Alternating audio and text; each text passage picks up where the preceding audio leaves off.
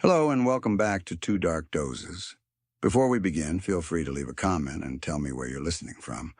I love reading every single one. If you enjoy dark doses of horror that hit you twice as hard, don't forget to like the video and subscribe to the channel. Turn on notifications so you never miss a new story. Now, get comfortable. Dim the lights if you dare, relax your mind, let the outside world fade away, and let's begin. Story 1. I'm sorry, James, but you're done, that was what Gary said to me. You ever heard of Sisyphus? I would not blame you if you have not. The British school system does not spend much time teaching Greek myths. I only knew about him because I took a few extra philosophy classes at university. That was where I first read about him. Poor Sisyphus, cursed to push a huge stone up a hill forever, only for it to roll back down every time he almost reached the top. The lesson was meant to be about pride. Hubris. Thinking you are greater than everyone else. Thinking you can fool gods, death, fate, all of it. I used to think that story was stupid. Now I understand it too well. Bullshit. I shouted. My fists came down hard on Gary's desk. His glass of water jumped, tipped over, and fell onto the carpet. Water spread across the floor in a dark patch, soaking into the cheap office carpet that smelled of dust and burnt coffee. Bullshit, Gary. And if you were not such a coward, you would say it to their faces. 5 words. That was all it took. 5 words were enough to end 7 years of loyalty. 7 years of arriving early, staying late, fixing other people's mistakes, and keeping that whole useless department from falling apart. 7 years of being the only one who knew how things really worked.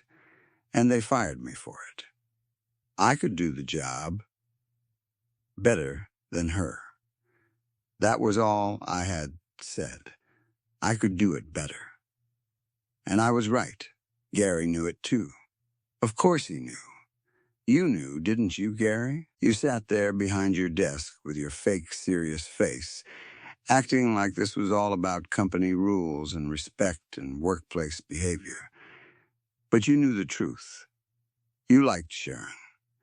Half that office liked Sharon. They smiled whenever she walked past. They laughed at her stupid jokes. They cleaned up her errors, one after another, because she had nice hair and knew how to tilt her head when she said sorry. The whole office was full of fools, all pretending not to see what she really was. But I saw it. My eyes were open. Every mistake, every missed report, every number entered wrong, every client email that had to be fixed before it became a disaster. I saw all of it. I watched error after error pass through that office while everyone smiled and acted like nothing was wrong. Don't make me call security, James, Gary said. I can still see him pointing at me. That finger, like it meant something, like it was supposed to scare me. Letting you go, he said. You should count that as a blessing. You should get down on your knees and thank God that HR allowed this to end here. I tapped my fingers against his desk. Tap, tap, tap, tap, tap. I could not stop. My whole body was shaking with rage. My chest felt too small for my heart. My thoughts were moving too fast, slamming into one another, repeating the same words again and again. Not fair. Not right. Not after 7 years. This kills my career, Gary, I said. 7 years. 7 years in this place, and this is how you repay me? You end any chance I have of working in this field again? How is that? 7 years of loyalty keeps you out of jail, James. He said it like he was some kind of hero, like he was saving me from myself. Always the actor, always the one who wanted to sound strong when he was really just hiding behind rules, emails, and office policy. You did not know anything, Gary. You knew nothing about sacrifice. You knew nothing about what I gave to that place. You only knew how to look at Sharon like a dog waiting for a treat. I will be back, Gary, I said. Then I opened his office door so hard it hit the wall. Everyone outside turned to look. Good, let them look. I shouted as loud as I could. And I will sue that woman and this entire company. I know Sharon heard me. She had to hear me. She better have, she better have, she better have, she better have. After that, my memory of the day starts to break apart. I do not remember everything about my death anymore. Time has worn it down. Or maybe this place has eaten the memory.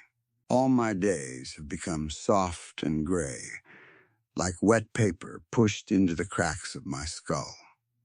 Some pieces are still clear, but most of it has turned to mush. I remember a crosswalk.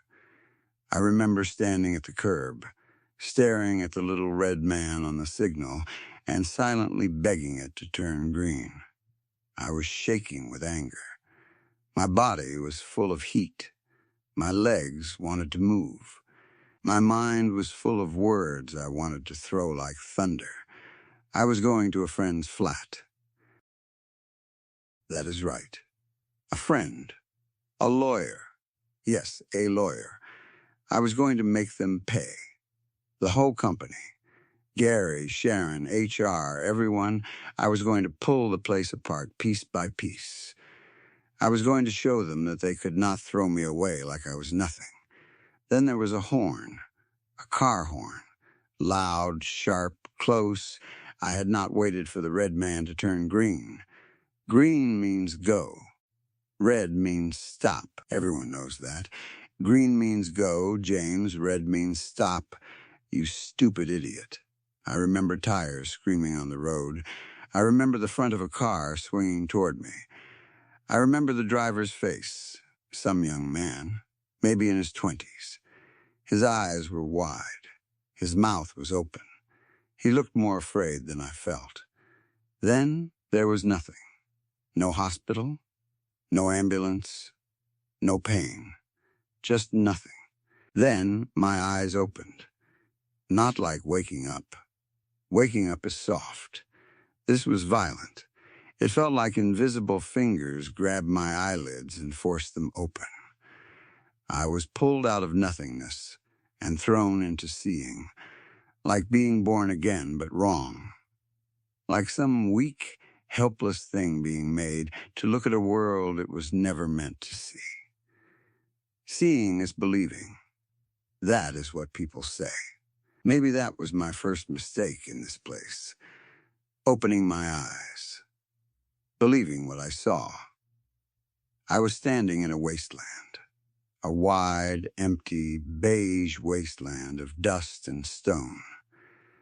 At first, I thought my vision was blurry. I blinked again and again.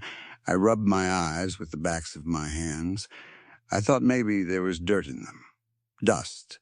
Something left over from the road, from the crash. From my skull breaking against the asphalt. But it was not my eyes. The air itself was thick with dust. It moved in slow clouds around me, making everything look faded and far away. There were no buildings, no trees, no grass, no roads, no sky that looked like a real sky. Only a pale, dirty brightness above and miles of dead ground around me. I looked down. I was naked. Completely naked, from head to toe. No suit, no shirt, no tie, no shoes, no watch, no belt, no three-piece Armani suit to make me look like a man who mattered. Nothing.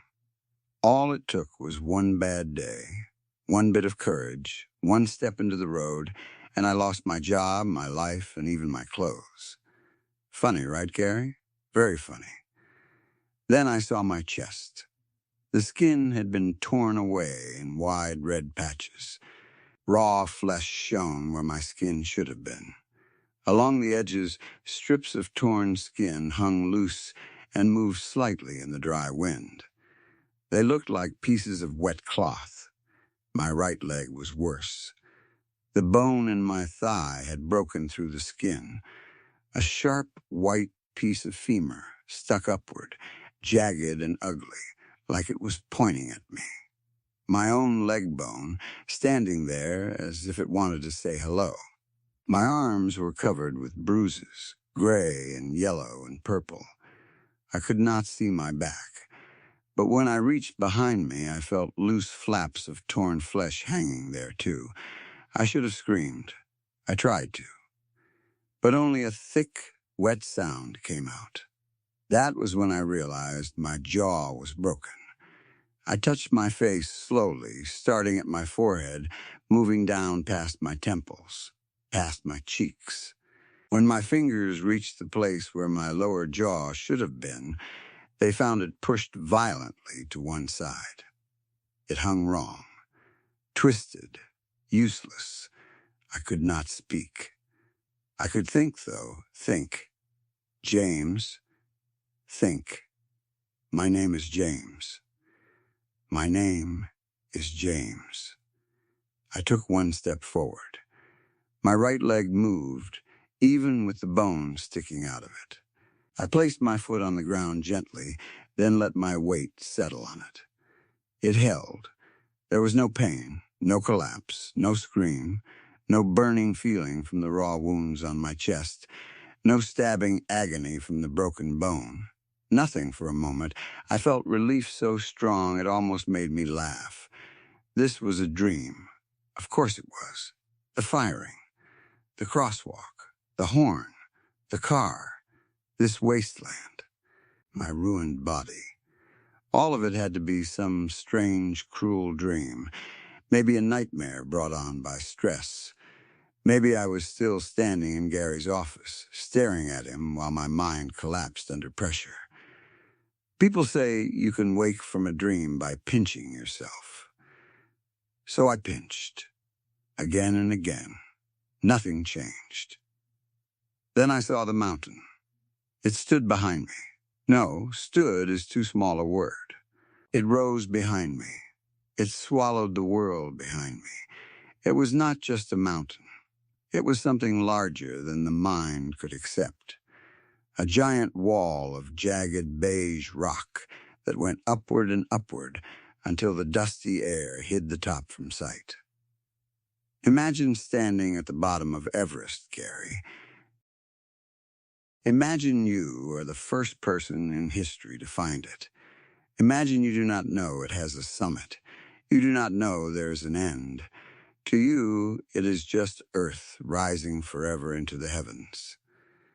That was this mountain, a blade made of stone cutting into the sky. At the base of it stood a group of people, men and women, all naked. Some looked around my age, some were older, some were elderly. Their bodies were ruined in different ways, just like mine. And I knew some of them, not personally, not all of them, but I knew their names from somewhere. Newspaper stories, online articles, office gossip, faces from the news. Henry Crane, 47, died after falling from the 10th floor of an office building. Deborah Davis, 58, shot 5 times by her ex-husband. Carlos de Silva, 28. Terry Jenkins, 47. Mary, Jennifer, John Doe, Jane Doe. Names mixed together in my head until they stopped sounding real. Some had arms bent at sharp, unnatural angles.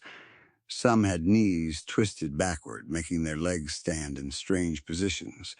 Some had heads pushed inward as if crushed by some great force. A few were missing one eye. One elderly man had no feet at all. He stood on the sharpened ends of his shin bones, which dug into the rocky ground like stakes. They all looked at me. Even the ones with empty eye sockets. I could still feel them seeing me. I tried to scream again. Wah! That was all that came out. A wet, broken noise, like a baby choking.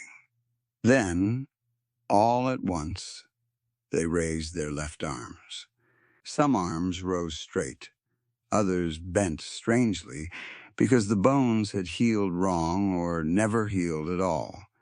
Some hands pointed away from me, some fingers twitched, but every one of them made the same gesture. Come here. They wanted me to join them. I did not. I turned to run. But suddenly I was already standing in line with them. There was no movement, no moment between. 1 second I was facing them, and the next I was among them. A woman with one missing eye stood on my left. The old man with pointed shin bones stood on my right. I made more broken sounds, trying to ask where I was, what this was, who they were, but nothing useful came from my mouth. The ground began to shake.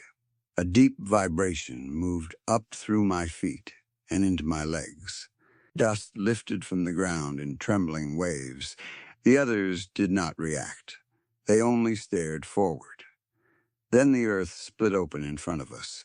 A huge gray boulder rose from the ground. It was perfectly round, smooth, cold-looking, larger than any stone should be. It was the size of a house. Everyone placed their hands on it. No one hesitated. I stared at them, horrified. Then my own hands moved. I do not know why. I did not choose it. I simply placed my palms against the boulder. It was cold. That was the first real feeling I had in that place that did not come from my own damaged body. The stone was smooth under my hands, almost wet, but not wet. It felt ancient, patient. Then the mountain changed. The rocks shifted. The jagged surface folded and moved. Stone broke apart and came together again. The shape of the mountain became something else. A building. My old office building. It stretched upward forever. Floor after floor after floor, higher than any building could ever be. And at the very top, I saw an office window. Behind that window, I saw myself. Not broken, not naked, not dead. I was dressed in a perfect suit, standing tall and smiling down at the world. Sharon was there too. She was serving me a drink. Quiet, obedient, finally knowing her place. Yes, that was how it should have been. Then one word filled my mind. Push. It was not spoken out loud. It was inside my skull, slamming against the walls of my thoughts. Push, push, push. Everyone leaned into the boulder at the same time. It moved. Slowly, the huge stone began to roll. I pushed with them. That was when feeling returned. Not gently, not one part at a time. It came all at once, a full attack on every sense. My muscles burned with effort. My feet screamed against the rough stone ground. My shoulders locked. My back tightened. My hands slipped against the cold surface. The boulder became heavy, more than heavy. It felt impossible. It felt like trying to move the earth itself, like trying to lift your body during sleep paralysis when your mind is awake but your limbs will not answer. And somehow, inch by inch, we moved it. We pushed it up the mountain. Dust blew into my eyes, my nose, and my mouth. I coughed. The others grunted and breathed hard. No one spoke. Maybe none of them could. Maybe all our mouths were broken in different ways. Together, our coughs, groans, and heavy breaths became a terrible marching song. I knew we would not reach the top. Everyone knew. But we pushed anyway. higher and higher. My hands shook. My legs trembled. The old man beside me dug his sharpened shin bones into the stone with every step.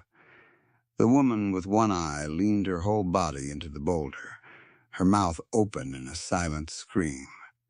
Then someone broke. I do not know who it was. Maybe Deborah. Maybe Terry. Maybe someone whose name I never learned. It only took one person. One body failing.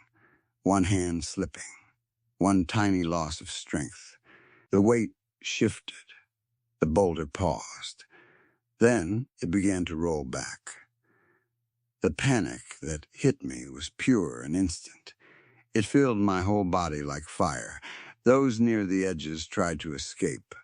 Some threw themselves sideways and grabbed at the jagged rocks. Some fell down the steep slope, hitting stone again and again on the way down. A few almost escaped, but their hands or arms were caught under the boulder, and their bones snapped under the weight. Those in the middle had no chance. I was in the middle. The stone rolled over my toes first. The pressure built slowly, cruelly. It pressed down on my toenails until they cracked. Then the bones in my toes broke. One by one, small, sharp snaps. I felt each splinter of bone tear through flesh. Then my feet crushed flat. My ankles went next. Then my shins. The old man beside me made a sound that should never come from a human mouth. I watched the sharpened ends of his shin bone split and crack under the boulder. White bone opened like dry wood. The stone moved higher. My knees bent backward and broke. My thighs cracked. My hip bones shattered. My stomach burst under the pressure. My ribs folded inward and stabbed into my lungs. My spine broke piece by piece, each part crushed before the next. I should have died. But death did not come. Not when my chest flattened. Not when my heart was squeezed. Not when my neck was ground beneath the stone. Only when the boulder reached my face did the world finally end for a moment. My jaw shattered again. My eyes burst into darkness. My skull broke into pieces. My brain flattened under the weight. Then there was peace. Not long peace. Just a breath. Then my eyes opened at the bottom of the mountain. I was whole again. Not truly whole. I still had the injuries I arrived with. My torn chest. My broken jaw. My bone sticking out of my leg. But everything the boulder had done was gone. No pain. No crushed feet. No broken spine. Nothing. I sat up and cried. I cried with my broken mouth making ugly, wet sounds. Tears ran down my face and mixed with the dust. No one comforted me. No one even looked at me. The others lay on the ground, staring up into the dirty sky as if they had done this too many times to react anymore. I cried for hours, maybe days, maybe weeks. Time does not work right here. At some point, they all stood again. They walked back to the base of the mountain. Then they turned and looked at me. Again, they raised their arms and made that same beckoning motion. Come here. It did not matter if I wanted to go. It did not matter if I tried to crawl away. I always ended up in line with them. The boulder always rose. The mountain always became my office building. And I always saw myself at the top. The better version of me. The version who won. The version Gary could not fire. The version Sharon could not replace. The version everyone respected, because they finally understood I had been right all along. Then the word returned. Push, so I pushed. Again, and again, and again. I do not know how many times I have done it now. Hundreds, thousands, millions, the number has no meaning anymore. Every time we push the boulder upward, every time we almost believe we can reach the top, every time someone slips, every time the stone rolls back, every time it crushes us from feet to skull, every time I feel all of it, every tiny break, every tear, every burst of pressure, every second of fear before the dark comes. And every time I wake up at the bottom. I hope you can hear me, Gary. I hope my thoughts are strong enough to crawl out of this place and find you. I hope they slip into your dreams. I hope you wake in the night with my voice inside your head. I hope Sharon hears it too. I know you are with her. I know it. Do not lie to me. Not now. Not after all this. I want you both to feel what I feel. I want you to know what it is like to push and push and push while the top stays out of reach. I want you to know what it is like to be crushed for trying. Because I was right. I was always right. They should have listened to me. You should have listened. If I ever reach the top of that building, Gary, I will find you there. I will see you standing behind your desk with your glass of water and your weak little finger pointed at me. I will see Sharon beside you, smiling that stupid smile, pretending she did nothing wrong. And I will make you understand. I will push you from the top floor and listen to you hit the ground. I hope you do not die right away. I hope you stay awake long enough to see what I do to that place, to that office, to every person who watched me fall and did nothing. I should have finished what I started. I should have pushed harder. I should have made her admit it. That she ruined everything. That she took what was mine. That she was never better than me. Never, my name is James. James. My name is James. I have to remember that. Sometimes the others forget. I hear them whispering when the boulder rises. Broken names, half names, names that turn into dust before they can finish saying them. John, Jane, Mary, Deborah, Terry, Carlos. Sometimes I almost become one of them. No, my name is James. I was fired. I was betrayed. I died at a crosswalk because the world had pushed me too far. And now I push the stone. You ever heard of Sisyphus? I would not blame you if you have not. The British school system does not focus much on Greek myths. I only knew because I took extra philosophy classes at university. Good old Camus. Extreme pride. The sin that led a man into endless misery. My name is Push. Push, push, story 2.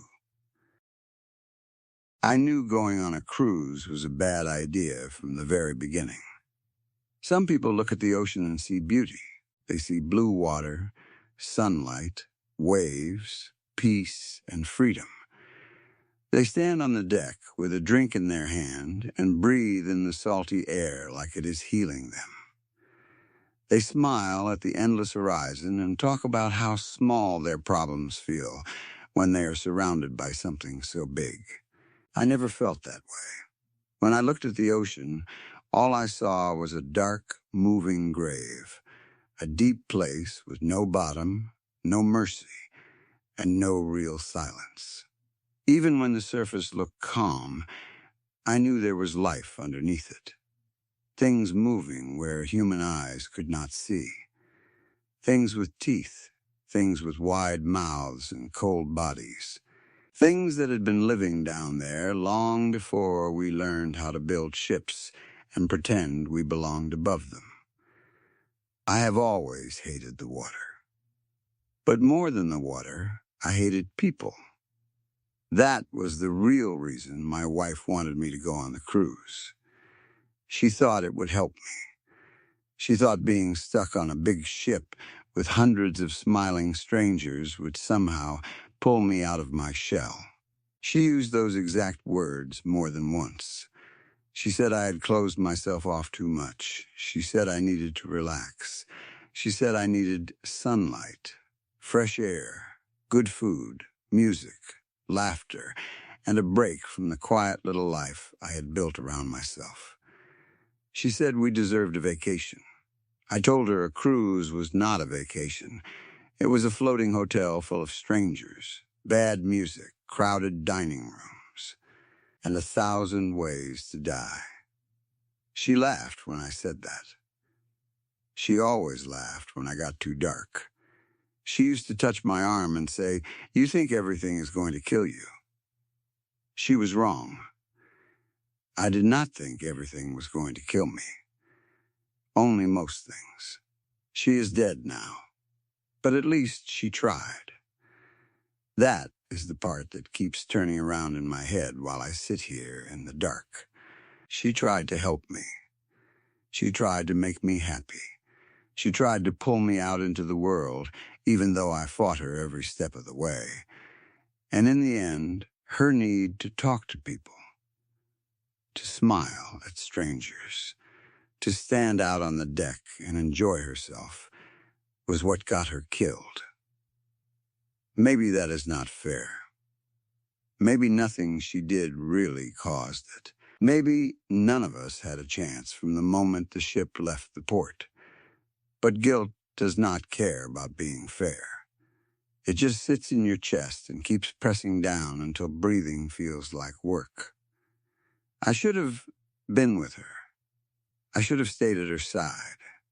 I should have followed her to the deck, even if I hated every second of it. I should have let her introduce me to that older couple from Canada, or the Loud family from Texas, or the honeymooners from Manchester who kept taking pictures of their matching sandals. I should have held her hand and smiled badly, and pretended not to feel trapped. Instead, I lied. That is what hurts the most now. The last words I said to my wife were lies. "I have a headache," I told her. Then, when she looked worried, I added another one.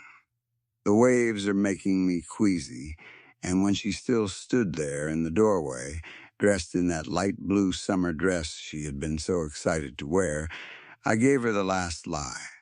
"I think I'm going to stay back and rest for a while." She looked disappointed, but not angry. She was too kind for that. She only sighed and smiled at me in that soft way she had when she was trying not to push too hard. "Okay," she said. "Rest for a bit. I'll come back later, and then you're coming with me." I remember rolling my eyes. I remember saying, "We'll see." She laughed again. Then she left. I watched the door close behind her and felt relief. Relief, that is the word that makes me sick now. My wife walked out of our cabin, and I felt relieved because it meant I did not have to talk to anyone. I did not have to stand on a deck full of strangers. I did not have to force myself to be normal. I just lay back on the bed, closed my eyes, and listened to the faint hum of the ship. That was the last peaceful sound I remember. I must have fallen asleep, because the next thing I knew, I was thrown awake by a violent shudder that ran through the whole ship. It was not like the normal rocking of waves. I had felt that all day, and I hated it. But this was different. This was a sudden, heavy stop, like something massive had grabbed the ship from below and forced it still. My body jerked forward. The drawers rattled. A glass rolled off the small table and smashed against the floor. For a second, I did not understand where I was. I sat up in the dim cabin, my heart hammering, my mouth dry, my mind still half trapped in sleep. Then the screaming started.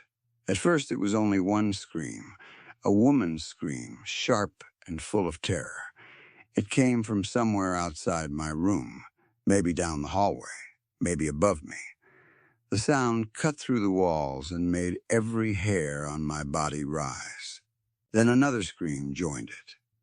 Then another. Within seconds, the whole ship seemed to fill with noise. Screams, running footsteps, heavy impacts, doors slamming, people shouting over each other. There was panic in every direction. It built and built until it became one awful wave of sound, louder than the ocean, louder than the engines, louder than anything I had ever heard. I got out of bed, but I did not move far. My feet touched the carpet, and I just stood there, frozen. I have always imagined myself as a coward, so maybe I should not have been surprised. But there is a difference between thinking you are afraid and truly feeling fear take control of your body. I wanted to move. I wanted to open the door and find my wife. I wanted to be brave because people in stories are always brave when someone they love is in danger. But my body would not listen. I stood in the middle of that cabin while people screamed outside, and I did nothing. Finally, I forced myself to take one step. Then another. I crossed the room and reached for the door handle. My hand was shaking. My fingers touched the cool metal. That was when the knocking began. It came so suddenly that I jumped back. Someone was on the other side of the door, hitting it hard with both fists. The whole door shook in its frame. "Please," a woman cried. "Please open the door. Please, let me in." Her voice was full of panic. Not polite fear, not someone being dramatic. Real fear, the kind that tears a person open. "Please." "They're coming. Open the door." My hand hovered near the handle. I should have opened it. I know that. I have told myself that 100 times in the last 3 days. She was a person. She was terrified. She was begging for help. She might have been saved if I had only turned the lock and pulled her inside. But I did not. My blood went cold. My legs locked. I stared at the door like it was not a door anymore, but the mouth of something waiting to swallow me. I tried to breathe. I tried to think. I tried to make myself move. The woman kept banging. Then the banging stopped. For one tiny second, I thought she had run away. Then I heard her hit the floor. It was a heavy sound, a body falling hard against the carpet. She screamed again, but this time the scream was cut short by a wet, tearing noise. Something slammed against the wall outside my cabin. There was a low growl, deep and hungry. Not quite animal, but not human either. The woman made a choking sound. Then came the sounds I still hear whenever I close my eyes. Flesh ripping, bones cracking, wet chewing, something grunting with effort, like a starving animal fighting over its meal. I backed away from the door until my shoulders hit the wall. My whole body shook. I pressed a hand over my mouth to keep from making a sound. The noises continued outside. They were close enough that I could hear the woman's body moving against the carpet with each bite. I do not know how long I stood there before I looked through the peephole. Part of me wishes I had not. At first, I saw only the hallway light flickering. Then the shape outside my door moved, and I saw him clearly. It was one of the ship's lifeguards. I recognized the red and white uniform. I had seen him earlier by the pool, blowing a whistle at children who were running too fast. He had looked bored then, like any normal young man doing a summer job. Now he was kneeling over the woman's body, His face was buried in her stomach. His hands were inside her. Blood covered his chin and neck. His shoulders moved as he tore into her, eating like he had not eaten in weeks. The woman's body still twitched beneath him. Her fingers scraped weakly against the carpet, then stopped. I stumbled back from the door and nearly fell. That was when the power went out. The room went black. Not dim, not shadowy, completely black. The kind of dark that seems to press against your eyes. The ship kept rocking gently beneath me, but the engines were silent now. That was the first time I noticed it. The low, steady vibration that had been there since we left port was gone. The ship was dead in the water. Outside, the screaming continued, but it was changing. There were fewer human screams now. More growls, more running, more heavy impacts, more doors being hit, more voices begging, then cutting off. I backed up until I reached the bed and sat down without meaning to. My knees had given out. Then I felt something wet touch my bare foot. I looked down, though I could barely see anything in the darkness. A dark line was spreading under the door. Blood, it soaked into the carpet slowly, creeping toward me like it was alive. The smell came with it, thick and metallic. I pulled my feet up onto the bed and wrapped my arms around my knees like a child. That was when I thought of my wife. The thought hit me so hard that I almost could not breathe. She was out there. She had gone to the deck. She had wanted to mingle. She had wanted to meet people and enjoy the cruise. She could have been anywhere on the ship. The pool, the bar, the dining area, the open deck, a hallway, a staircase. She could be hiding. She could be hurt. She could be dead. Or worse, she could be like the lifeguard.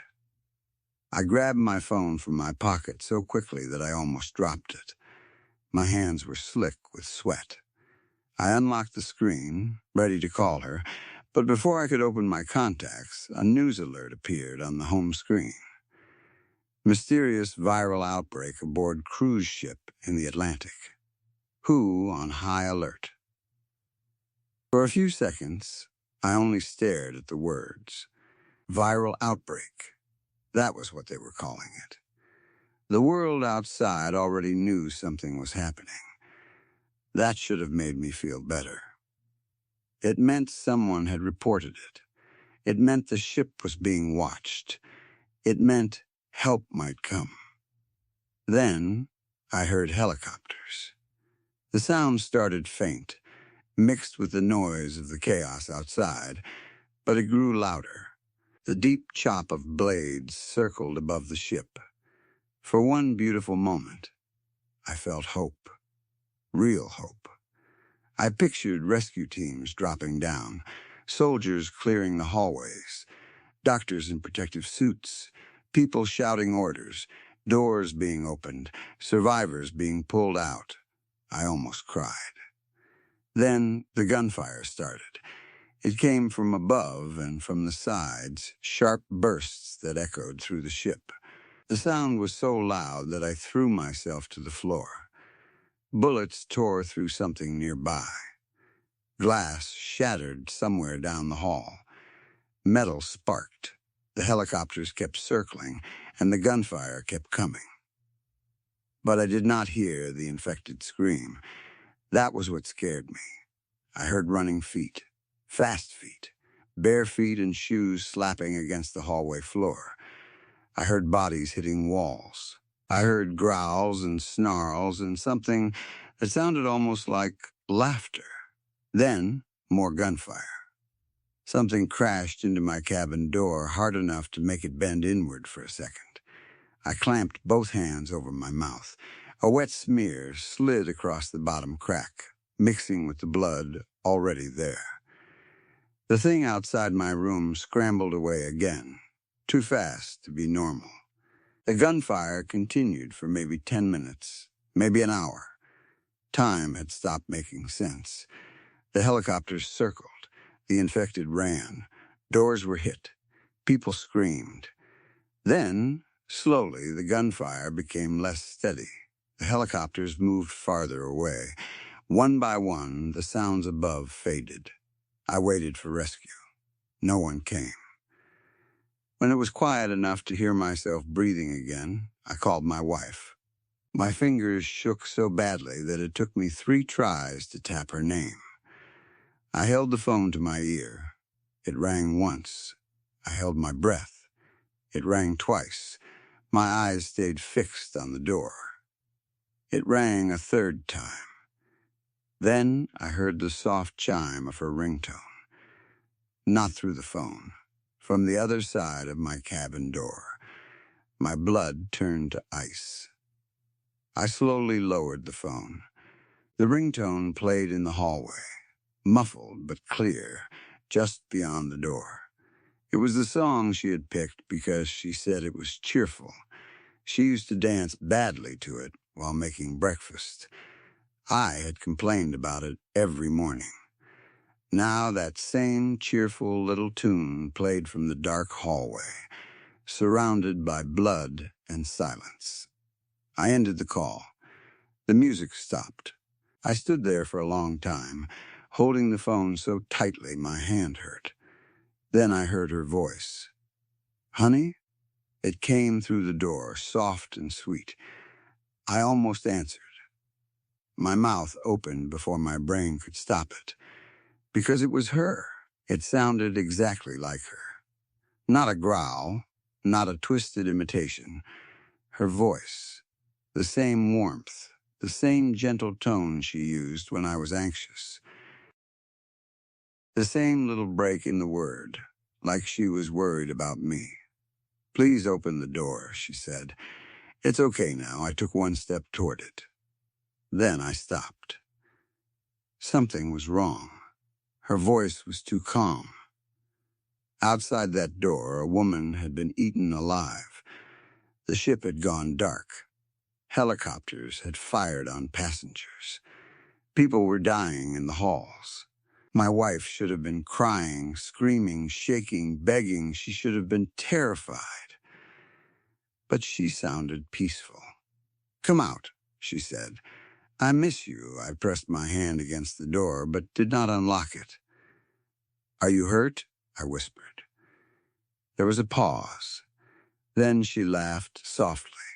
Not a normal laugh. It sounded close to normal, but it was too slow, like something was trying to remember how she laughed. "No," she said. "I'm not hurt. I feel better now." My stomach turned. "What happened?" I asked. Another pause. "I found everyone," she said. "You should come out. You don't have to be alone." Behind her voice, I heard movement. Not just one person. Several, feet shifting. Nails or fingertips scraping lightly against the hallway walls. Something breathing heavily. I backed away from the door. My wife's voice dropped into a whisper. "Don't you love me?" That almost broke me. I sat against the far wall and cried with both hands over my face. I cried silently because I was afraid any sound would make them angrier, but I cried until my chest hurt. She stayed outside the door for hours. Sometimes she spoke. Sometimes she scratched. Sometimes she sang little pieces of songs we used to hear in the car. Once, she repeated the exact words she had said before leaving the room. "Rest for a bit," she whispered. Then, "You're coming with me." I did not sleep that first night. I sat in the dark with my phone in my hand, watching the battery drain 1% at a time. I tried calling emergency services, but there was no stable signal. Sometimes a call would try to connect, then fail. Sometimes my phone showed 1 bar, then nothing. The ship must have been drifting, or maybe some system was blocking the signal. I do not know. I searched the news while I still could. There were more alerts, more headlines. Officials confirmed an incident at sea. The cruise line said it was cooperating with international authorities. The World Health Organization was monitoring a possible outbreak. Some reports said rescue efforts were underway. Others said a quarantine zone had been established around the ship. Quarantine. That word told me the truth. They were not coming to save us. They were making sure we did not leave. By morning, my phone was at 30%. By the second day, it was dead. I have been in this room for 3 days now. 3 days with no power. 3 days with no clean water except what I drank from the bathroom tap before the pressure stopped. 3 days with no food except a small packet of crackers from my wife's bag and half a melted chocolate bar from my own backpack. 3 days listening to them outside. At first, it was only her.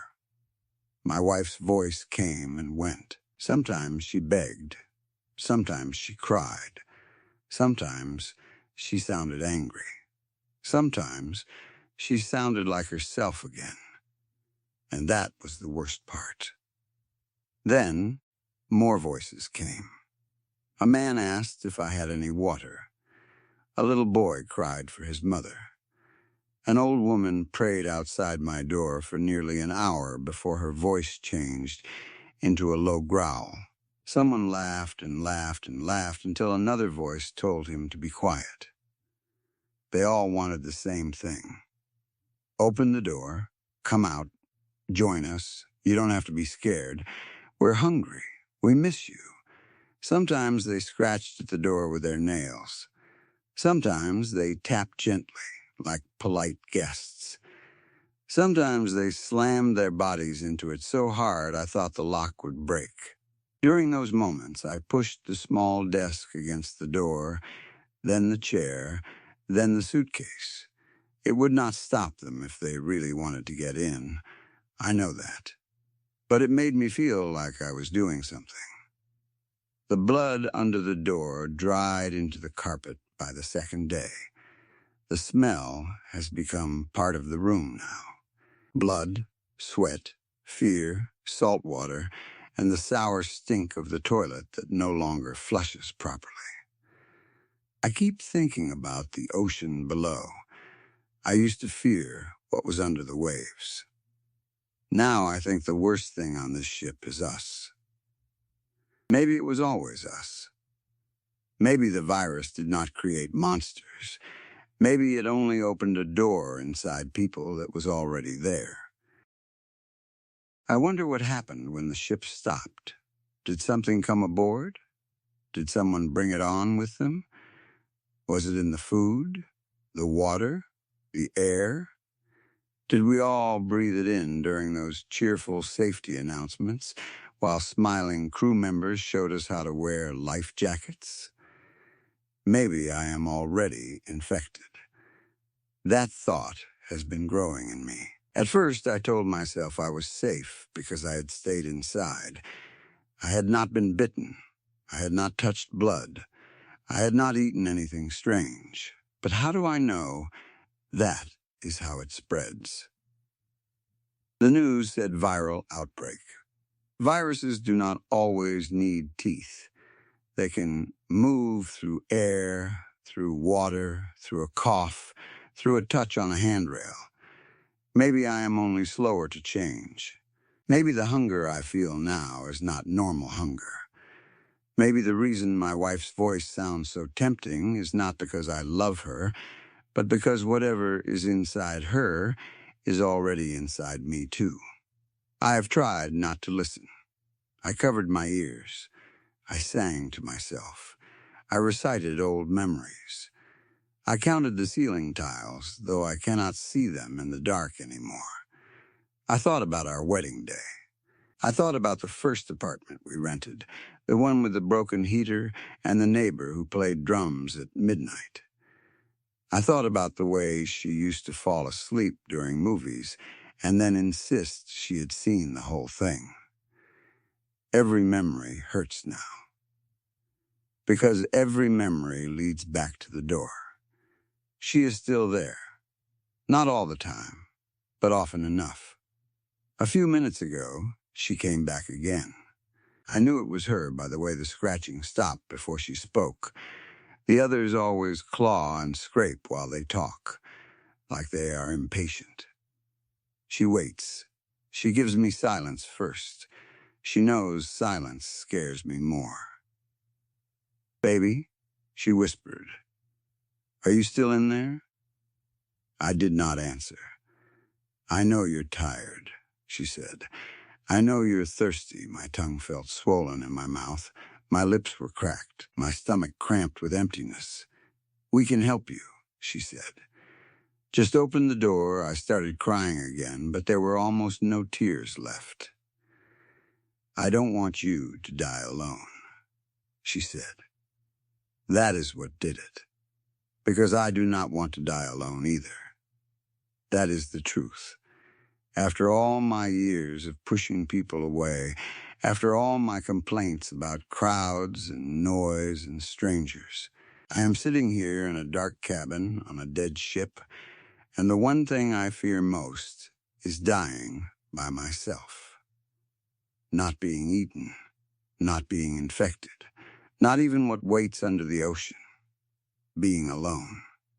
I keep thinking about how she looked in that blue dress when she left. I keep thinking about how I let her go because I wanted quiet.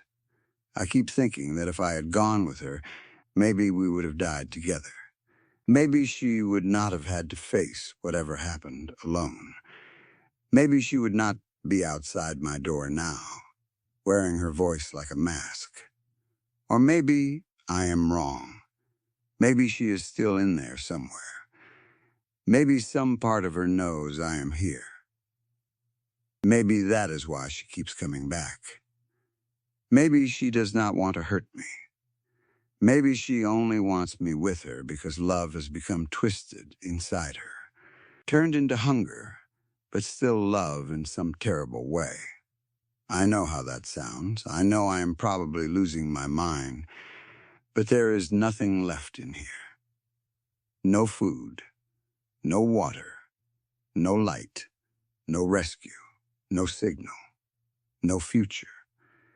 Only the door, only her voice, only the sound of the ocean rocking us gently, like a cradle.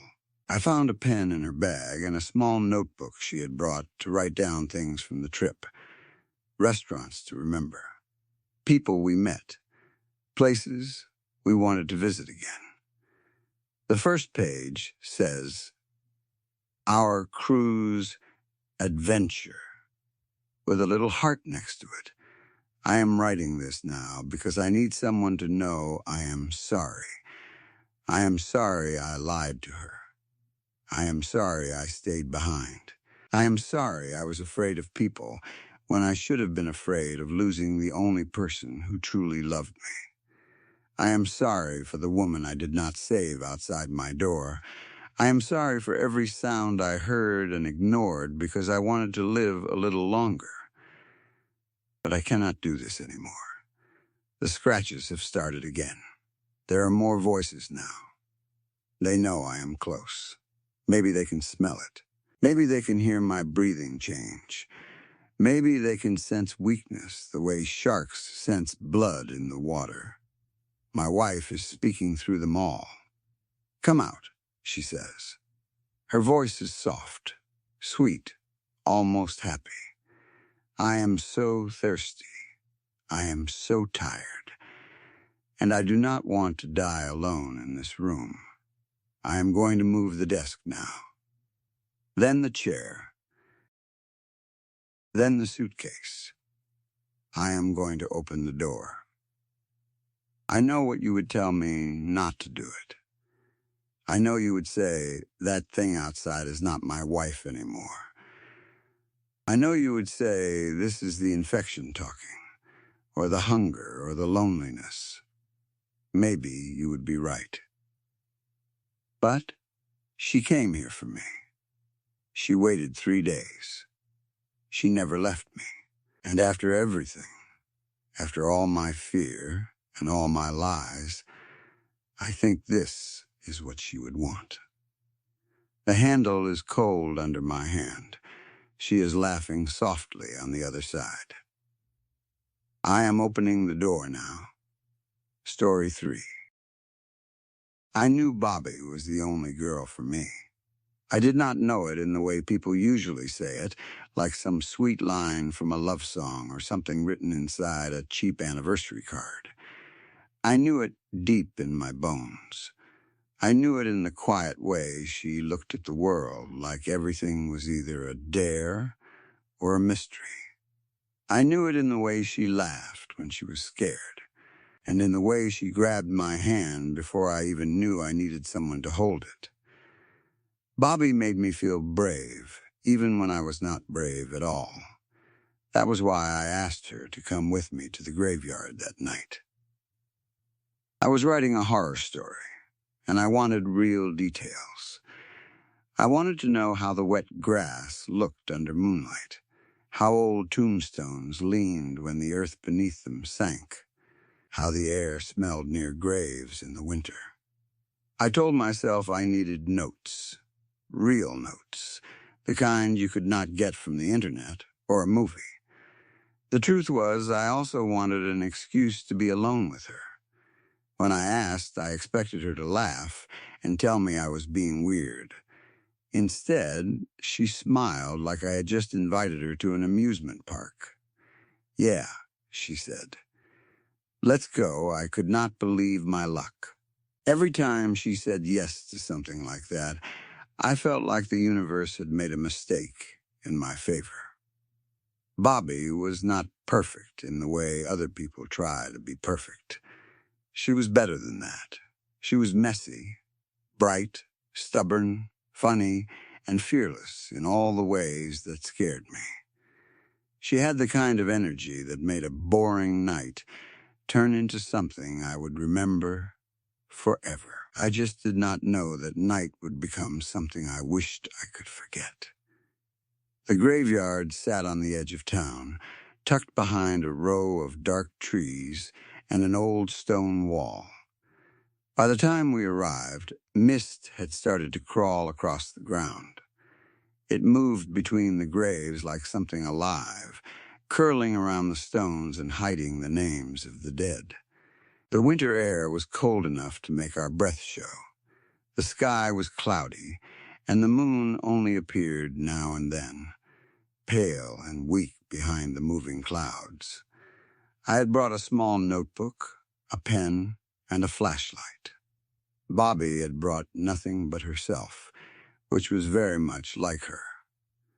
She walked ahead of me at first, stepping carefully between the graves, reading names aloud under her breath. Some were old, some were new, and some were so worn down by time that they had become nothing more than blank stone. I tried to take notes. I wrote about the mist. I wrote about the cracked statues. I wrote about the black trees standing around the graveyard like guards. I wrote that the graveyard was too quiet, but then crossed it out because every horror writer writes that. I wanted something better. I wanted something true. Bobby stopped beside a crooked grave marker and leaned close to it. "This one's creepy," she said. I came up beside her and looked down. The name was almost gone, but the dates were still there. Whoever was buried there had died very young. Bobby grew quiet for a moment. She did that sometimes. One second, she was full of energy, and the next, she was far away, lost in some thought she did not want to explain. Then she looked at me and grinned. "Put that in your story," she said. I laughed and wrote it down. We kept walking. Slowly, carefully, I told myself the devil was in the details, and if I wanted to write a good horror story, I needed to find him in those details. The wet dirt under my shoes. The way the mist made the graves look like they were floating. The sound of dead leaves sliding across stone. The smell of rain in the grass. Then we saw the light. It flashed from the far end of the graveyard. At first, I thought it might be a car passing behind the trees. But the light came again. Then again. It was yellow, sharp, and strange, flashing from inside a mausoleum built into the slope near the back of the cemetery. The mausoleum was old and made of cracked marble. I had noticed it earlier, but only as a dark shape in the distance.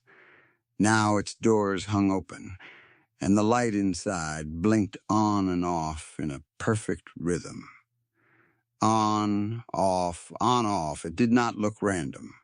It looked like someone was standing inside and flipping a switch in time with a song no one else could hear. Bobby grabbed my hand. Before I could say anything, she started running toward it, pulling me with her over the wet ground and between the graves. You said you wanted a good story, right? She called back, not even looking at me. Slow down, I said. She did not slow down. The ground sloped downhill toward the mausoleum, and the wet grass made every step dangerous. My shoes slipped in the mud. I stumbled once, then again, barely catching myself before I fell. Bobby kept going faster, like the flashing light had pulled her in. Every time it blinked, she moved with more excitement. Bobby. Slow down, I said again. We don't know who's in there. It was funny in a terrible way. I was the one writing the horror story. I was the one who loved creepy places and dark ideas. But I was scared, and Bobby was not. Or maybe she was scared too, and she just enjoyed it more than I did. That was the kind of thing we did together. We crossed lines. We went places we should not go. We laughed at rules and worried about consequences later. Laws did not matter. Logic did not matter. The kind of person who would play with lights inside a graveyard mausoleum at night should have mattered. But even that did not stop us. Still, this felt different. It did not feel like breaking into an empty building or walking through a dark park after midnight. It felt like the world had opened a mouth in front of us, and Bobby was dragging me toward its teeth. I needed to stop. I called her name. Bobby. She kept running. Bobby. The mausoleum was closer now. The yellow light flashed across her face, making her look bright 1 second and gone the next. Bobby. Only a few steps away from the open doors, the light stopped flickering. It stayed on. The yellow glow filled the doorway, steady and waiting. A low hum came from inside, soft but clear. It reminded me of a bug zapper on a summer night, sitting in the dark, waiting for insects to fly too close. I pulled back hard and dug my heels into the ground. The mud gave way beneath my shoes. Bobby pulled forward, stronger than I expected. We fell through the doorway together. Instead of hitting cold marble or stone, we landed on a wet yellow carpet. The impact knocked the breath out of me. My shirt soaked through almost at once. The carpet was damp and soft beneath my hands, like a sponge that had been left in a basement for years. A sharp smell filled my nose, thick and old. Mildew for a second. All I could do was breathe and cough. Bobby, I said, but the buzzing sound in the room swallowed my voice. I tried again, louder. Bobby, I said, stop. Why didn't you stop? She sat up beside me.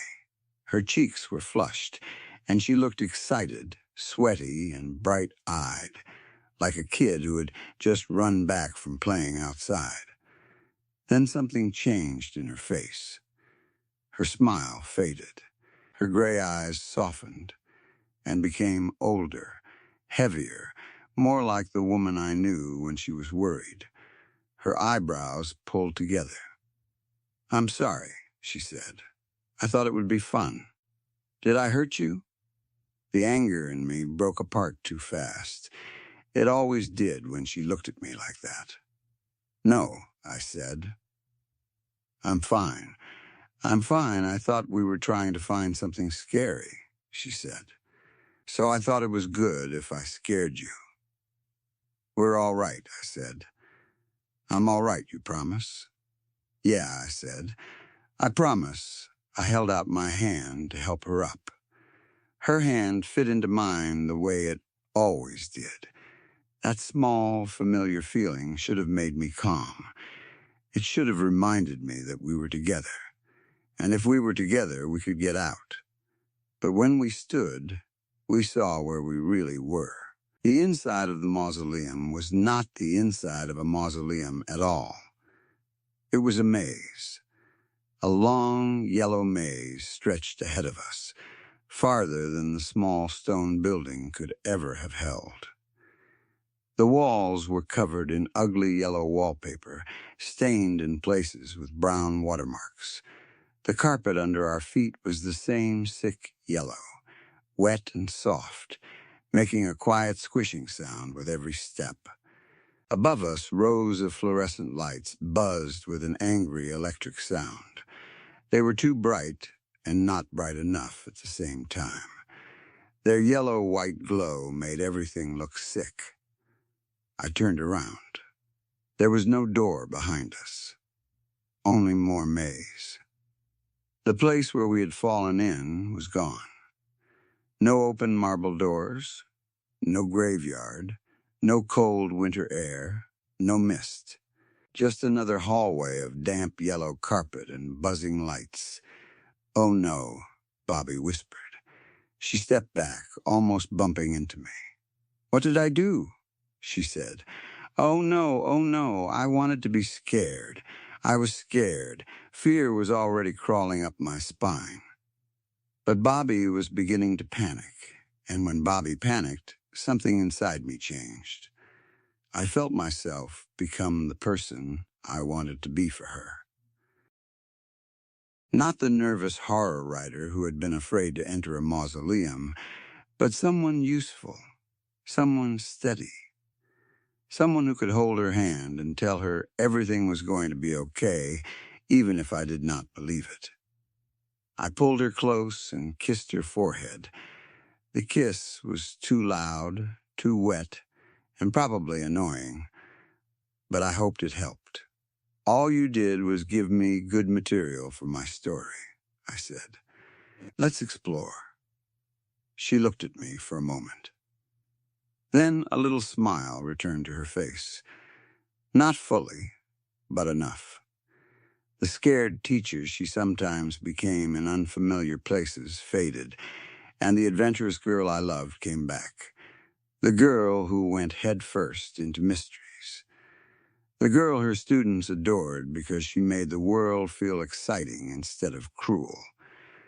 She squeezed my hand. Together, we started walking. We did not know then what this place was.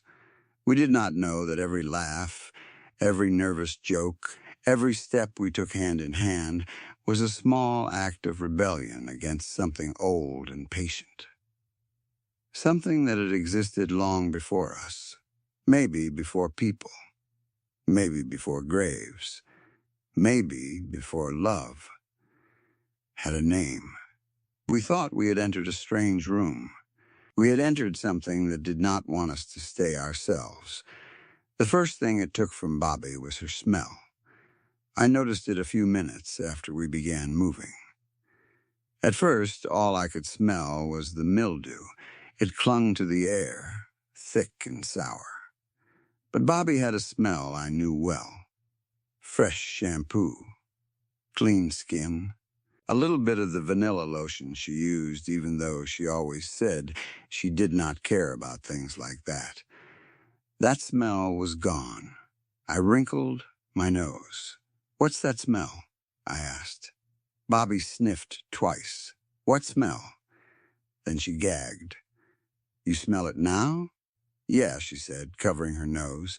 "It must just be the room. The room. The maze." Whatever it was. "We need to get out of here," I said. "No argument there. There's a trick to escaping mazes, right?"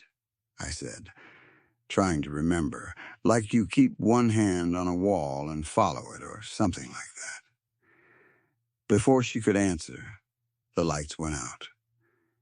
Everything disappeared. The darkness was complete and instant, so thick it felt like something had been thrown over my face. I squeezed Bobby's hand as hard as I could. Then something slammed into my shoulder. It hit with enough force to tear us apart. 1 second her hand was in mine, and the next it was gone. I flew sideways and crashed into a wall. Pain burst through my ribs. The air jumped out of my lungs. I hit the floor, gasping Bobby. I tried to shout, but only a broken sound came out. I pushed myself up. I would not stay down. I could not. I had to find her. But I could not tell where anything was. There was no light, no shape, no shadow. Just black space and the sound of my own panicked breathing. My hands reached out and found nothing. "Bobby," I shouted. My voice echoed, but the echo came back strangely, like it had traveled through more space than the maze should have had. I took a step and tripped almost at once. My feet tangled together, and I fell forward onto the damp carpet. The wet smell rushed into my face. For a moment, I stayed there, shaking. I remembered something about staying still when you are lost. Do not wander. Do not make it worse. Wait, listen, think. I stood slowly and moved like an old monster from a black and white movie, arms stretched out, searching for the wall I had just hit. It should have been close. 1 step, 2 steps, 3, 4, nothing, I kept counting. 5, 6, 7, still nothing. The wall was gone. Or I was somewhere else. My hands touched only empty air, space in front of me, space to my left, space to my right. The small hallway had become something wide and open in the dark. I stopped moving. My body was full of energy, with nowhere to put it. Fear burned through my muscles. I tapped one foot without meaning to, then forced myself to stop, because the sound seemed too loud. "Bobby," I whispered. No answer. "Bobby, Bobby." I thought about her in the dark. I thought about the things she had told me late at night, when her voice got quiet, and she trusted me more than usual. Her parents had been alcoholics when she was a child. They had left her alone too often, forgotten her too often, made promises, and then disappeared into bottles and shouting. She had carried that fear into adulthood, the fear of being left behind, of being unwanted, of being too much trouble to love. At school, she had been an outcast, too loud for some people, too strange for others, too eager, too messy, too different. And then she loved me because I gave her a place to rest from all of that. Now I was failing her. The thought broke my fear into action. I ran. "Bobby!" I shouted. "Bobby, are you okay?" Somewhere far away, her voice answered. "Where are you, Caden?" Relief hit me so hard I almost cried. "I'm here." I shouted. "Bobby, I'm here." I moved toward her voice. "Where is here?" she called. Her voice was farther than it should have been. Worse, it sounded like she was moving in the wrong direction, away from me. "Stay still." I shouted, "Bobby, stay still." I hurried forward, hands stretched in front of me. Then I tripped over something on the floor. I fell hard onto my knees. "Bobby, wait," I said, breathing fast. "Just wait." I reached back to feel what had tripped me. At first, my fingers touched something round and firm. A cylinder, I thought, maybe a pipe. Then my hand moved higher and found fabric. A sock, skin, an ankle, a human ankle. My heart froze. I crawled toward it slowly, feeling up the leg. The shape was familiar, too familiar. I knew those legs. At least I thought I did. "Bobby?" I whispered. The body beneath me groaned. My blood went cold. "Bobby?" I said again, louder this time. From far away in the maze, the other Bobby answered, but her voice was weak now. "Fading, Caden." I pulled my hand back from the body on the floor. "How well do you really know the person you love in the dark?" Could I know Bobby by her ankle, by the shape of her leg, by the sound of a groan? The body under me made a soft sound of pain. It sounded like Bobby, almost exactly like her. Then, somewhere in the distance, I heard knocking. Simple, steady knocking, like someone was at a door. There was no door. "Bobby!" I screamed, taking 2 steps toward the far voice, then stopping again because the body at my feet moved. "Caden," the voice beneath me said. I dropped to my knees. "I'm here," I said. "What happened?" she asked. "I don't know. The lights went out and something hit me." "Are you okay?" "Yeah," she said. "I think so. Can you help me up?" I reached out in the dark until her hand found mine. Our fingers locked. Her hand felt smaller. I jerked away. "Caden," she said, "I felt you. Where did you go?" I froze in the dark. The voice was Bobby's. The body could be Bobby's. But the hand was wrong. Or maybe fear had made me wrong. Maybe I was remembering badly. Maybe I had held her hand 1,000 times, but never truly known it. She found my hand again. I wanted to be a good boyfriend. I wanted to be brave for her. So I helped her up. I pretended to fumble in the dark, touching her wrist, her elbow, her arm. I tried to find something certain. A scar. A bracelet. The shape of her sleeve. Anything. But I found nothing I could trust. Was she always this heavy when I helped her stand? I almost laughed at the thought because I knew I could never ask her that. My thumbs brushed over her knuckles, searching for answers like a blind man reading a language he did not know. The hand in mine could have belonged to anyone. Or anything. Still, it had Bobby's voice. So we walked. Hand in the dark, we continued through the maze. I tried to remember the first time I had held Bobby's hand. It should have been easy. It should have been one of those memories that glowed. Maybe it was while we were walking her dog, who had slowly become our dog. Maybe she had reached for me first. Maybe I had reached for her. I should have remembered the exact feeling of her hand, the size, the warmth, the grip.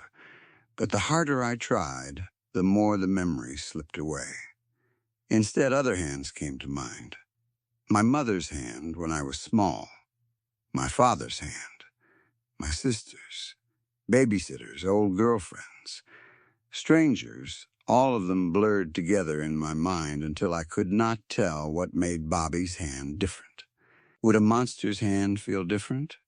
Would a killer's? "You're quiet," she said. "Just thinking about what?" "Nothing." "Is something wrong?" she asked. "Are you mad at me?" No. The answer came too fast. We kept moving. Every few steps, or maybe every few minutes, we hit a wall. Sometimes we bumped into it with our shoulders. Sometimes we walked face first into it. The maze made no sense. There was no pattern, no clear path, no feeling that we were making progress. We might have been walking in circles. We might have been moving deeper. With every bump, I wanted to let go of her hand. Her palm had become slick with sweat. Mine had too. Surely Bobby's hands had sweat before. Surely I had just never held her hand this long in such fear. But I could not stop thinking about that first strange feeling, that wrong smallness in her hand. "You're treating me like I did something wrong," she said after a while. "I'm not. What did I do?" "Nothing." "Then why are you acting like this?" "I'm listening." "Listening for what?" Before I could answer, a white circle of light appeared at the end of the hall. It was small at first, like the beam of a flashlight shining from far away. Then it grew clearer. It looked like an opening, a doorway, a way out. "Bobby," I said. "Do you see that?" Come on, for the first time that night, I pulled her forward. I wanted that light more than I had ever wanted anything. I wanted real air, real darkness, real winter. I wanted the graveyard back, even with all its bones and ghosts. But the maze did not want us to leave. The fluorescent lights above us began to buzz louder. They were still off, but the sound returned, rising through the ceiling like angry insects trapped behind glass. Buzz, buzz, bowiz, the sound twisted, bandered, bad choice. I heard the words clearly, as if the lights themselves had spoken them right above my head. I stopped. "Did you hear that?" I asked. Bobby, or the thing beside me, pulled at my hand. "Hear what?" she said. "Slow down." I'm falling. The suspicion in me grew sharp. I did not slow down. I needed to reach the light. Maybe with her. Maybe without her. I let go of her hand. She snatched it back. Her grip was strong. Too strong. The lights buzzed again. Bad choice. "That," I said. "You heard that. I didn't hear anything," she said. "Please slow down now," I said. "Come on." Now. She pulled back. I fell. I landed right before the great white light. The light was not a doorway exactly.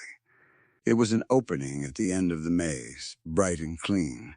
On both sides of it stood tall mirrors. I looked into one of them and screamed.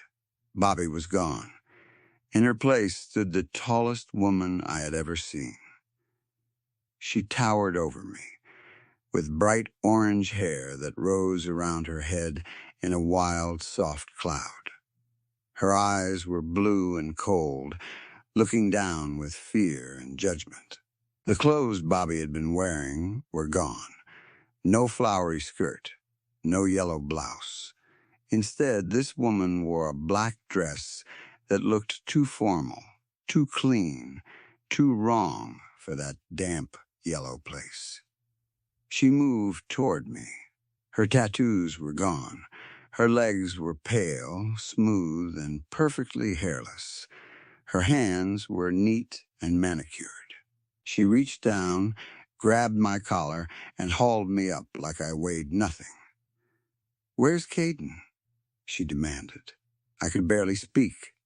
"W what?" "Where's my boyfriend?" she said. "What did you do with him?"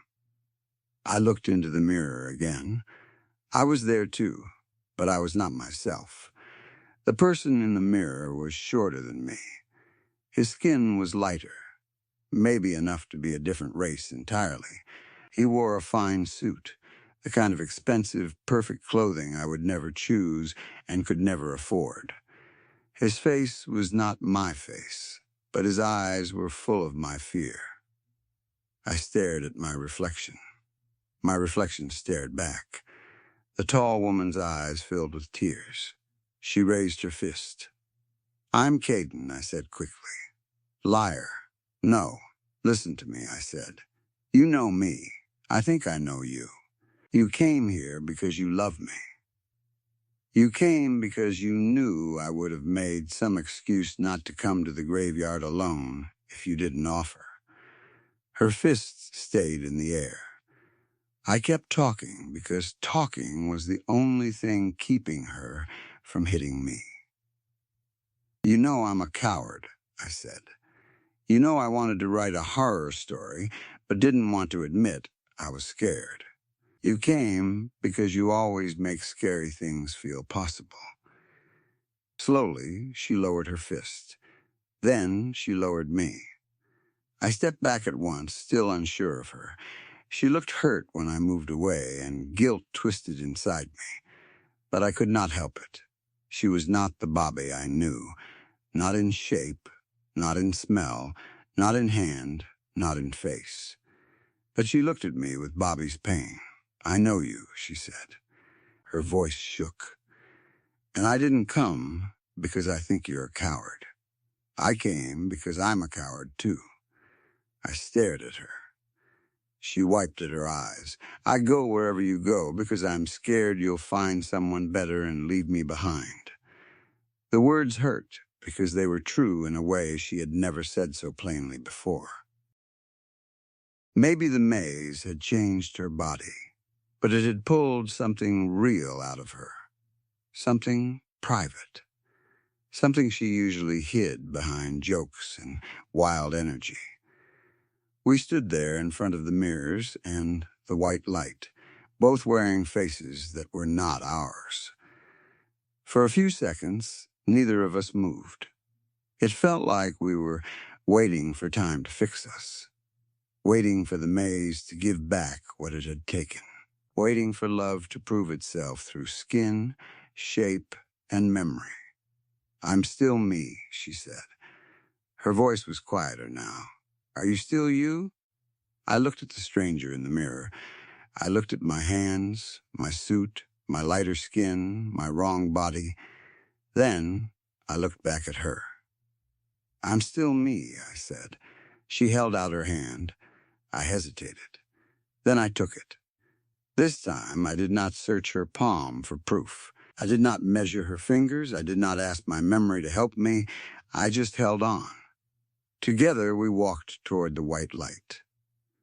As we stepped through, I glanced into the mirror one last time. In the reflection behind us, deep in the yellow maze, I saw a shape that looked almost like Bobby. Not the tall, orange-haired woman beside me, and not fully the Bobby I remembered either. Just a Bobby-like silhouette standing in the buzzing dark. She was holding a hand. Or maybe something was holding hers. The thing beside her had too many limbs. 8, maybe more. They bent in ways no human body could bend, folding around her like a spider closing its legs around a fly. The silhouette opened its mouth and called my name. Caden. I stepped harder toward the light. One foot was still in the maze, and one foot was out when Bobby stopped. She gasped. Her hand tightened around mine for half a second, then loosened.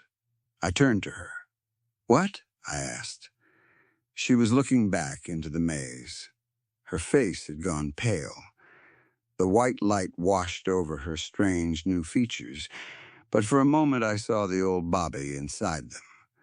The girl from the graveyard, the teacher, the tomboy, the person I loved. Her eyes were wide, and her mouth trembled like she had almost said something. What is it? I asked again. She shook her head. Nothing, she said. But her voice was not right. We stepped fully into the real world. Cold winter air hit my face. Wet grass brushed my shoes. The mist curled around the graves again. The cracked mausoleum stood behind us, dark and silent, its marble doors closed as if they had never opened.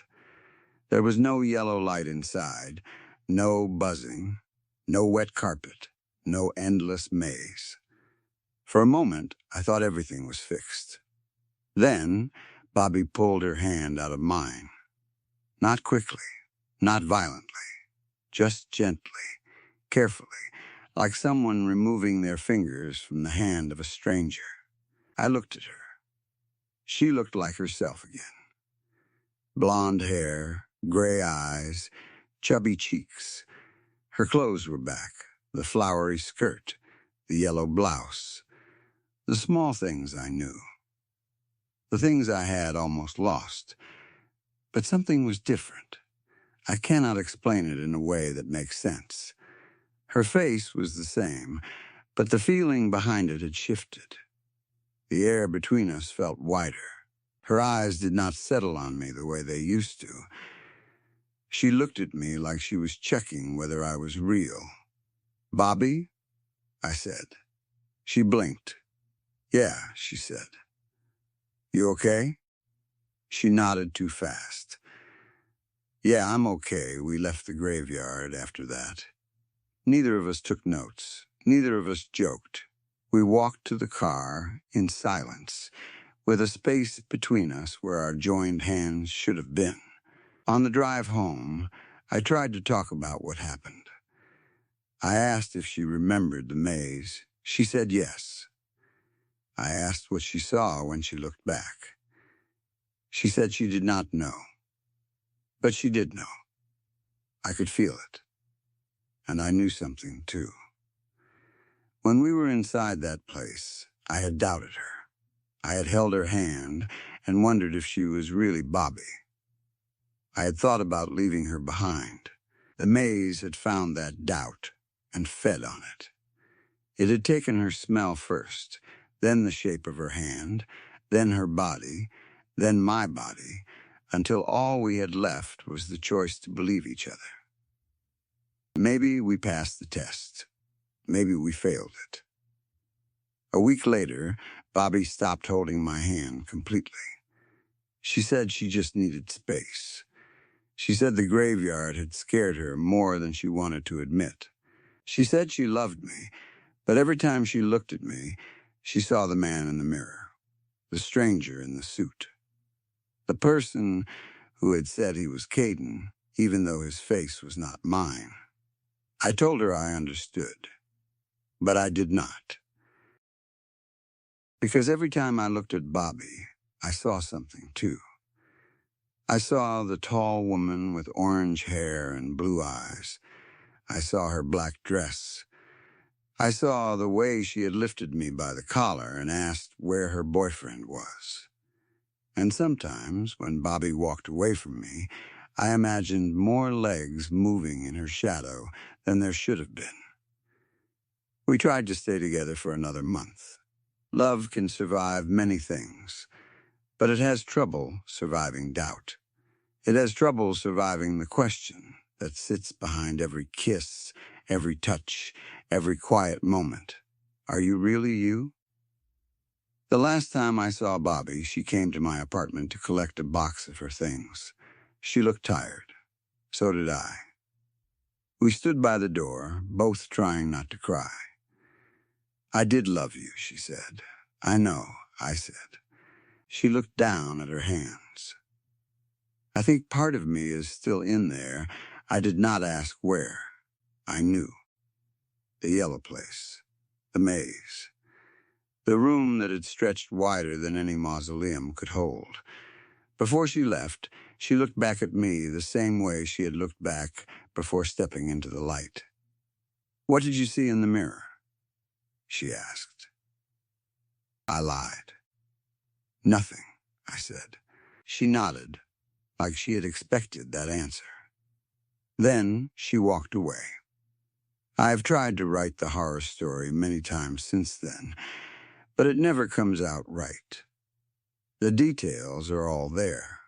The mist, the graves, the flashing light, the yellow maze, the buzzing lights, the thing with 8 limbs in the reflection. But the story is not really about the maze.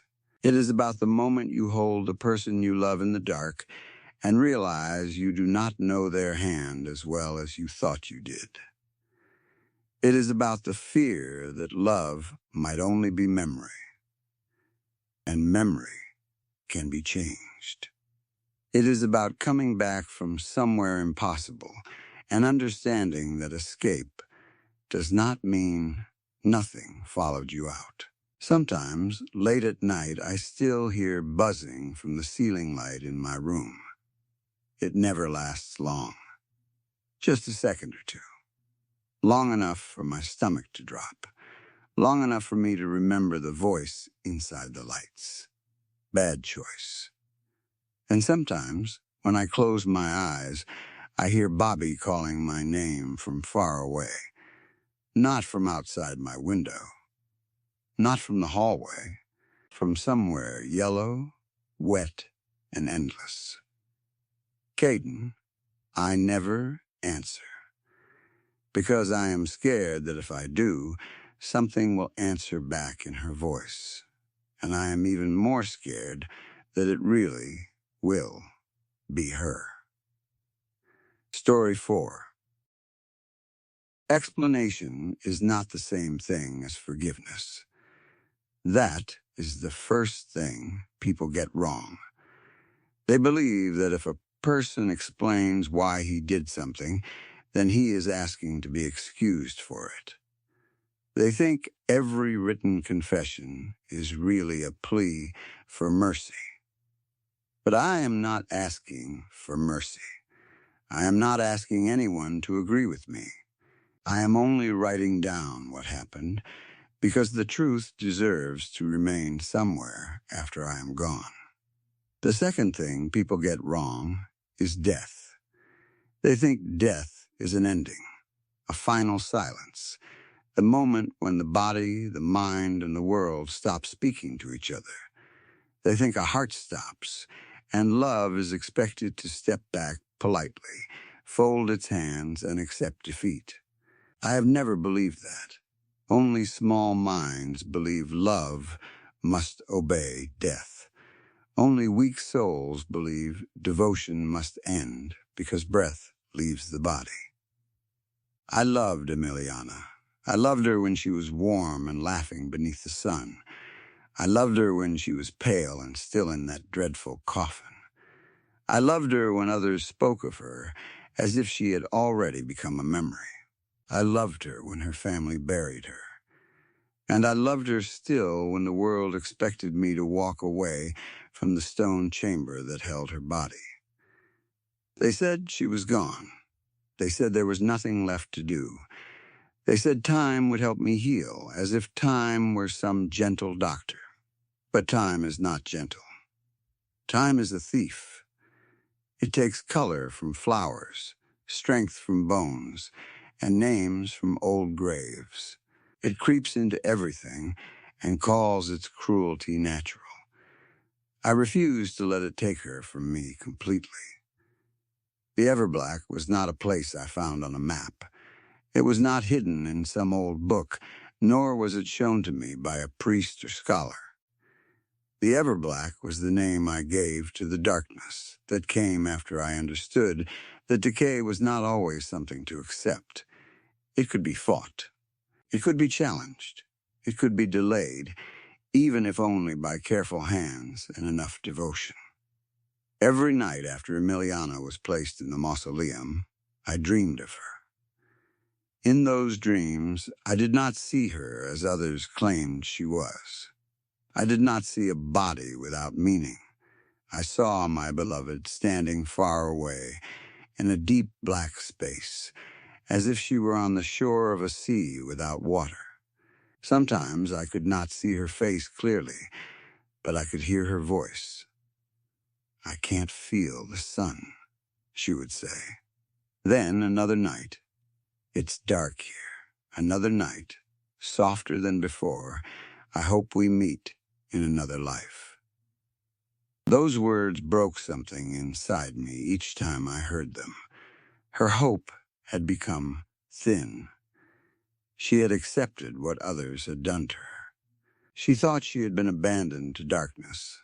locked away in stone, left to be visited only by worms and dust. But I had not abandoned her. I would not. There was still time in this life. I began to write down everything she said in the dreams. Every word, every pause, every look. I studied them like sacred messages. I slept as much as I could, not because I wanted rest, but because sleep was the only road that led me back to her. The more she spoke, the clearer my purpose became. She did not belong in that mausoleum. Her cold body had been trapped there, hidden away, treated as a thing to be stored and forgotten. The dead deserve more than that. They deserve love that does not expire. They deserve hands that still reach for them when the world has turned away. So, one moonless night, I went to her chamber. The cemetery was quiet when I arrived. The trees around the graves moved gently in the wind, and the stones looked pale beneath the dark sky. I carried no lantern until I was far enough from the road. I knew how it would look if someone saw me. They would not understand. People rarely understand acts of true devotion when those acts require courage. The mausoleum door was heavy, but not impossible. I had prepared for that. I had planned carefully. My hands trembled when I opened it, not from fear, but from the weight of what I was about to do. The air inside was cold and stale. It smelled of stone, old flowers, metal, and something beneath it all that no perfume could hide. Then I saw her coffin. For a long moment, I only stood beside it. I whispered her name, and my voice sounded strange in the small chamber. I told her I had come. I told her she did not need to be afraid anymore. When I opened the coffin, my heart filled with a terrible joy, the kind of joy that feels almost like pain. There she was, my Emiliana. The beauty she had carried in life still rested before me. Her face was different, yes, but not ruined. Never ruined. She looked peaceful, distant, like a saint made of cold porcelain. I touched her cheek and nearly wept at the chill of it. Others would have seen death. I saw divinity. I saw my beloved waiting to be rescued. I carried her from that dreadful vault and brought her back to my home. By morning, she was safe. When Emiliana had first died, everyone else seemed eager to give her up. That was what wounded me most. Her family cried, yes, but even their grief seemed to accept rules that I could not accept. They spoke of her in the past tense before her body was even cold. They said she had been beautiful. They said she had been kind. They said she had loved music, blue dresses, and spring evenings.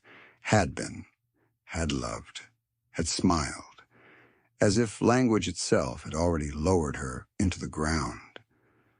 The funeral director disturbed me most of all. He spoke to the family about choices, prices, packages, and arrangements. His voice was soft and practiced.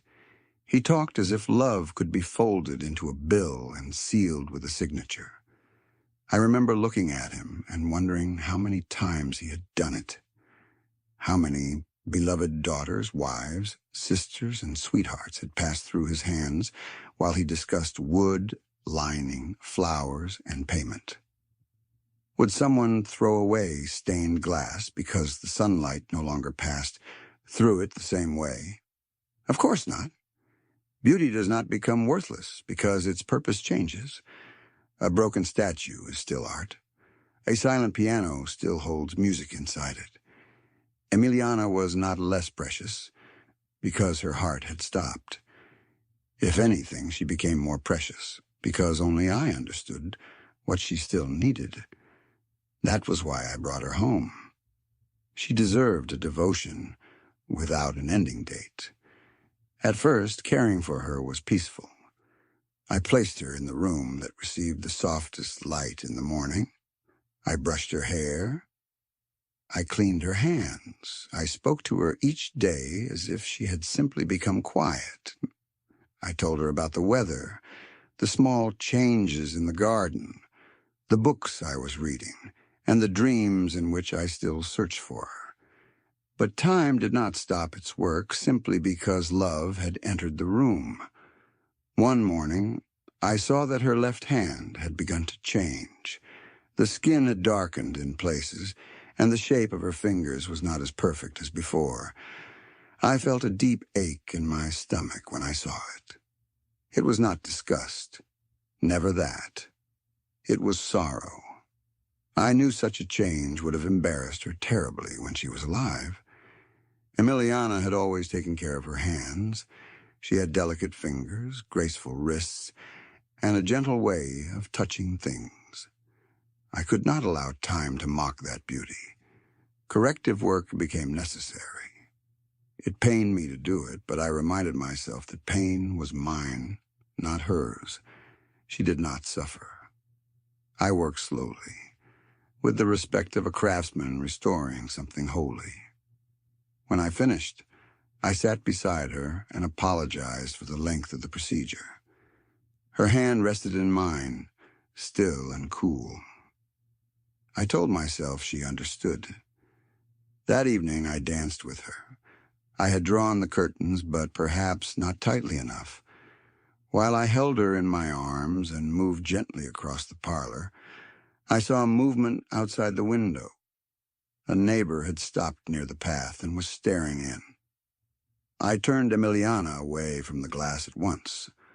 I would not have her exposed to rude eyes. Soon after, there was knocking at my door. I ignored it. She was my secret. Our time together belonged to us. A few days later, I found imperfections on her cheek. The sight horrified me. They were small, but to me they were enormous. I spent the entire afternoon correcting them as best I could. Love demands attention. The dead deserve to be treated with the same care as the living. Perhaps even more because they cannot speak for themselves.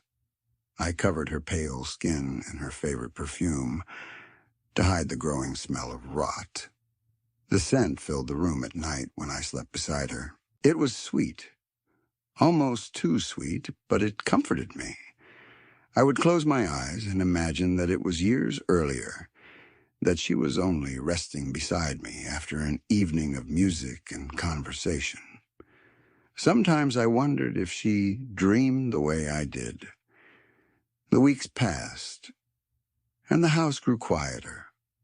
Not in a ghostly way, not at first. It was more like her presence brought a strange calm into every room. Before she came home, the silence had been empty. After she arrived, the silence felt shared. One evening, I brushed her hair for nearly an hour. Her hair had remained black, dark and shining like polished stone. It was less easy to manage than I remembered. It caught in the brush more often, and I had to be patient with each tangle.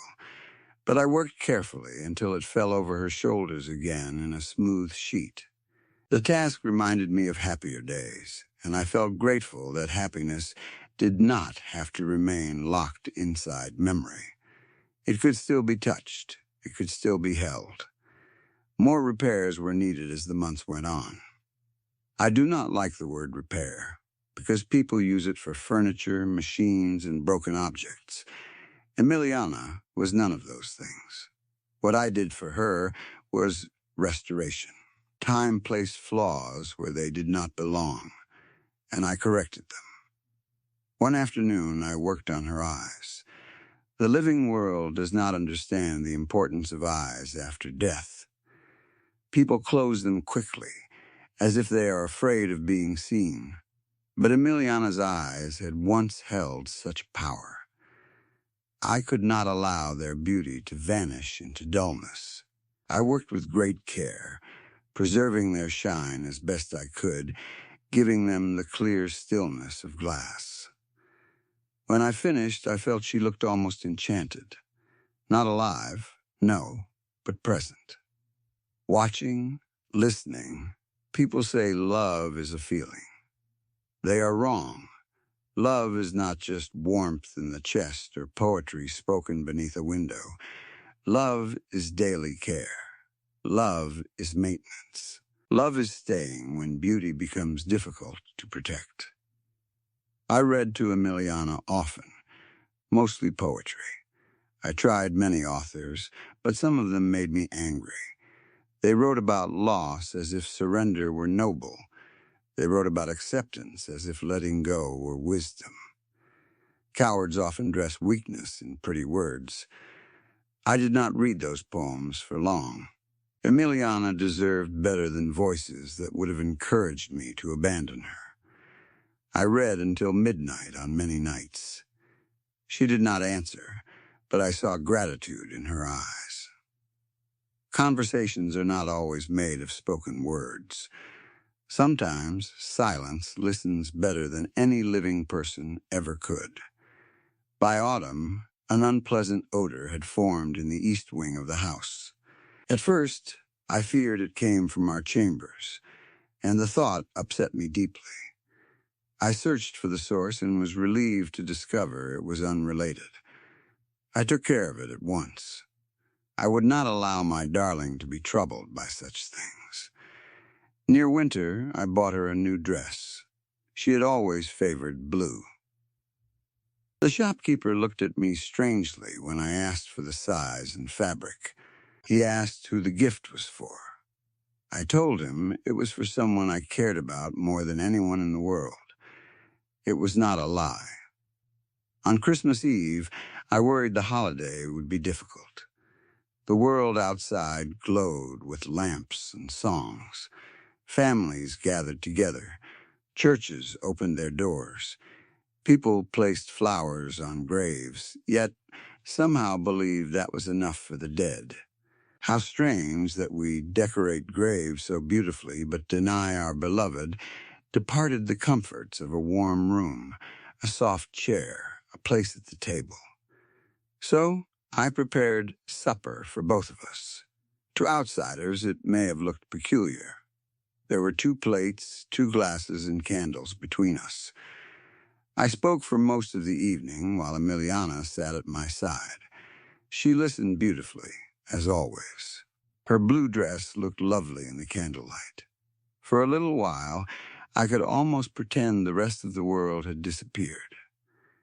Then the dreams changed. One night, I saw the Everblack more clearly than ever before. It spread out before me like a vast black shoreline. Emiliana stood at the edge of it, very far away. There was no sun there, no moon, no stars, only darkness and the suggestion of water that did not move. I called to her, but my voice seemed to die before it reached her. She looked at me for a long time with an expression I could not understand. Then she asked, "Are you taking care of me?" I woke before I could answer. The question haunted me all day. Was it doubt? Was it fear? Was it a plea? I looked at her where she sat in her chair and promised aloud that I was doing everything I could. I told her no one had ever cared for her more faithfully. I told her she was safe with me. Still, the question remained. As the first year passed, I found myself thinking about the difference between grief and loyalty. A man who leaves his beloved in the grave is considered healthy. A man who visits a grave each week is considered devoted. But a man who brings his beloved home is called mad. Why? The difference seemed unfair.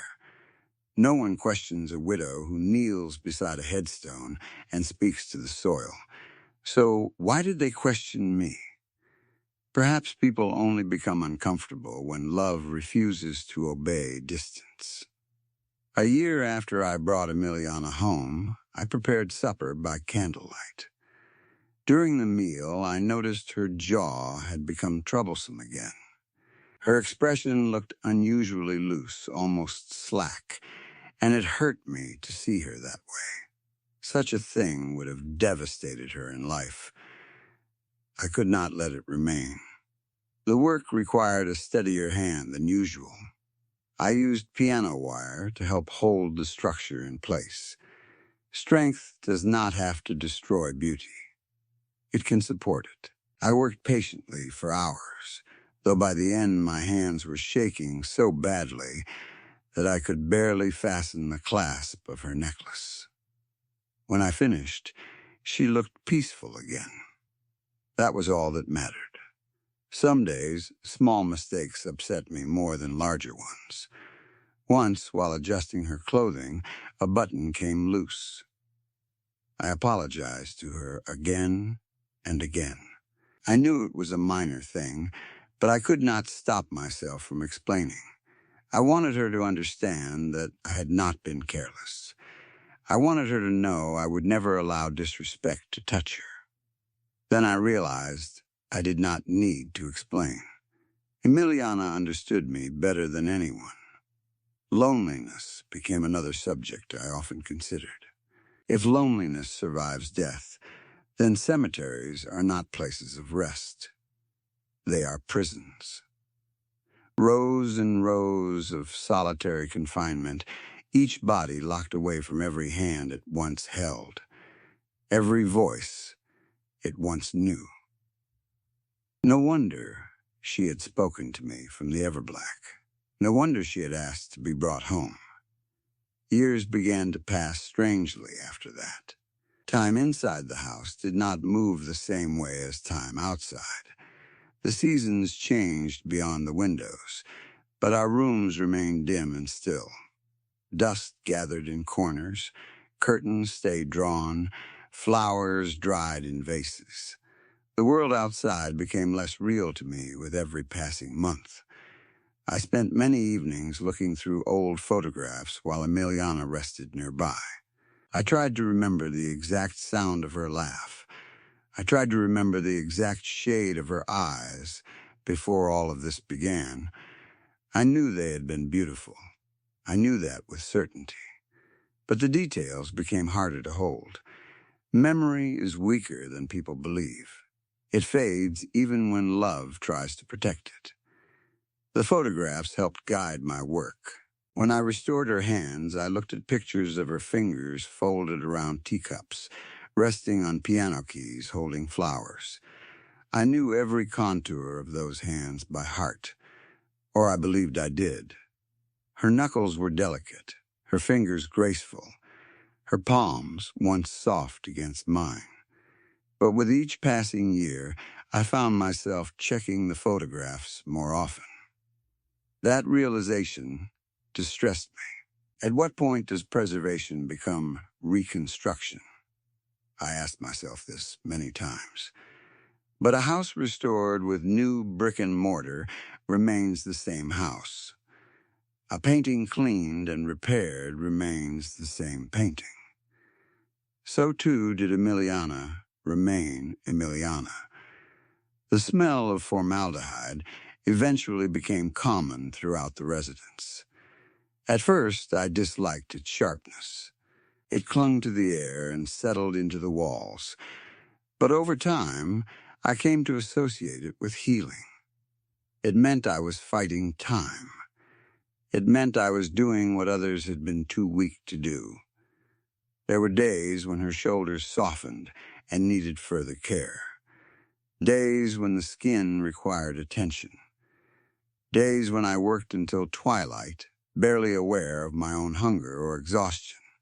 Outsiders would have called my efforts grotesque, yet they praise embalmers and undertakers for doing smaller versions of the same work. Society accepts such things only when they are brief, impersonal, and hidden behind polished doors. They cannot bear devotion when it lasts too long.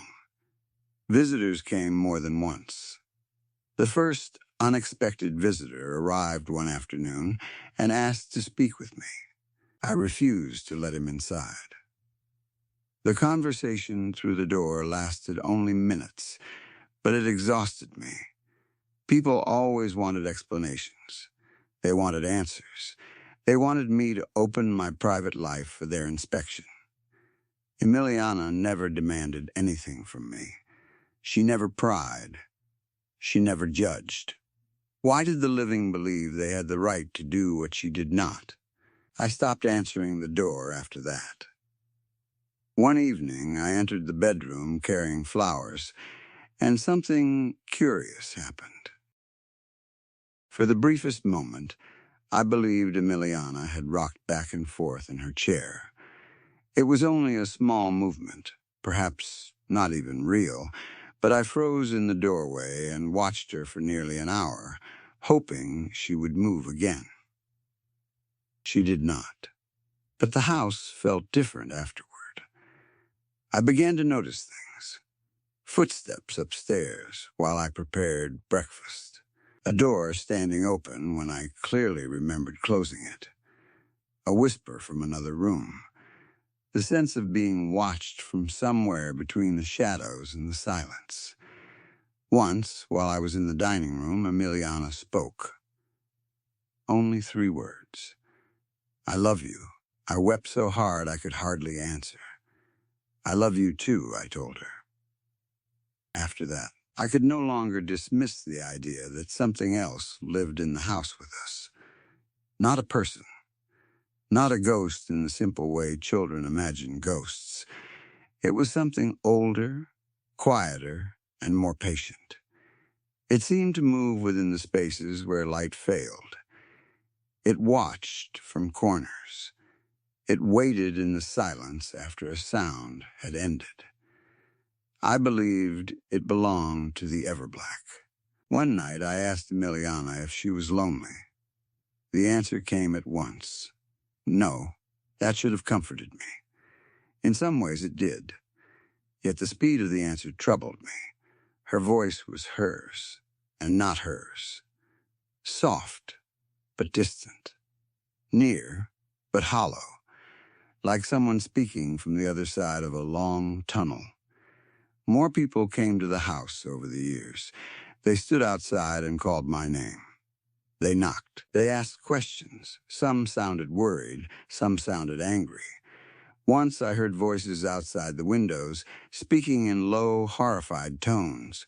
They wondered what was happening in my home. They had no right to wonder. I kept the curtains closed. I moved quietly. I let the house appear empty whenever I could. Emiliana dislikes strangers, or perhaps I disliked them enough for both of us. Either way, I would not let them disturb our privacy. As time passed, my dreams of the Everblack became darker. At first, I had believed it was a place of reunion, a place where love might continue without decay. But slowly, that belief began to weaken. The darkness there was too complete. It did not feel kind. It did not feel like peace. It felt like a place that remembered everything and forgave nothing. In every dream, Emiliana stood on the far shore.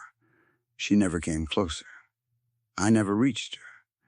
We simply stood apart in that endless black, divided by something I could not see. I began to fear that the Everblack remembered her more clearly than I did. It remembered her voice, her eyes, her laugh, her living warmth. It kept everything that had slipped from my human mind. The thought filled me with dread. What if the Everblack had more of Emiliana than I did? What if I had saved only the vessel and lost the rest? I tried not to think such things. Doubt is a sickness, and I had spent years resisting sickness in all its forms. I continued my work. I read to her. I dressed her. I brushed her hair. I danced with her when the house felt too quiet. I told her she was beautiful. I told her she was safe. But the knocks returned. On one evening, they came again and again at the front door. Emiliana was upstairs in our chambers, resting. The hour was late, far too late for decent visitors. I sat still in the dark and listened. The knocking did not stop. It moved through the house like a heartbeat. The Everblack felt close that night, closer than ever before. I whispered to her, though she was upstairs and could not hear me in the ordinary way. Soon, darling, not much longer. By then I understood that our life in the house was ending. The living world had become too loud, too curious, too cruel. It had circled us for years, waiting for a crack. It wanted to take her from me again. Perhaps it already had. Perhaps it had always been taking her from me, piece by piece, memory by memory, until all I had left was a form I could no longer fully recognize. But love exists in the Everblack. I know it must. In my dreams, Emiliana still stands there. She waits for me in that place beyond life, beyond breath, beyond the reach of rot and time. A place where beauty does not have to be repaired. A place where permanence and devotion may finally become the same thing. Those dreams began 7 years ago. Since then, every act, every correction, every hour of labor, every locked door, every ignored voice outside my home has been part of one purpose. I wanted to be reunited with my precious Emiliana. Not in memory, not in photographs, not in a room smelling of perfume and chemicals. Truly reunited. I am not writing this to defend myself. Let no one mistake my grief for a request to be understood. I write only because my story is reaching its final page, while hers will continue beyond me. Soon, they may enter this house. They may find what they expect to find, or perhaps they will find something they cannot explain. They may speak my name with disgust.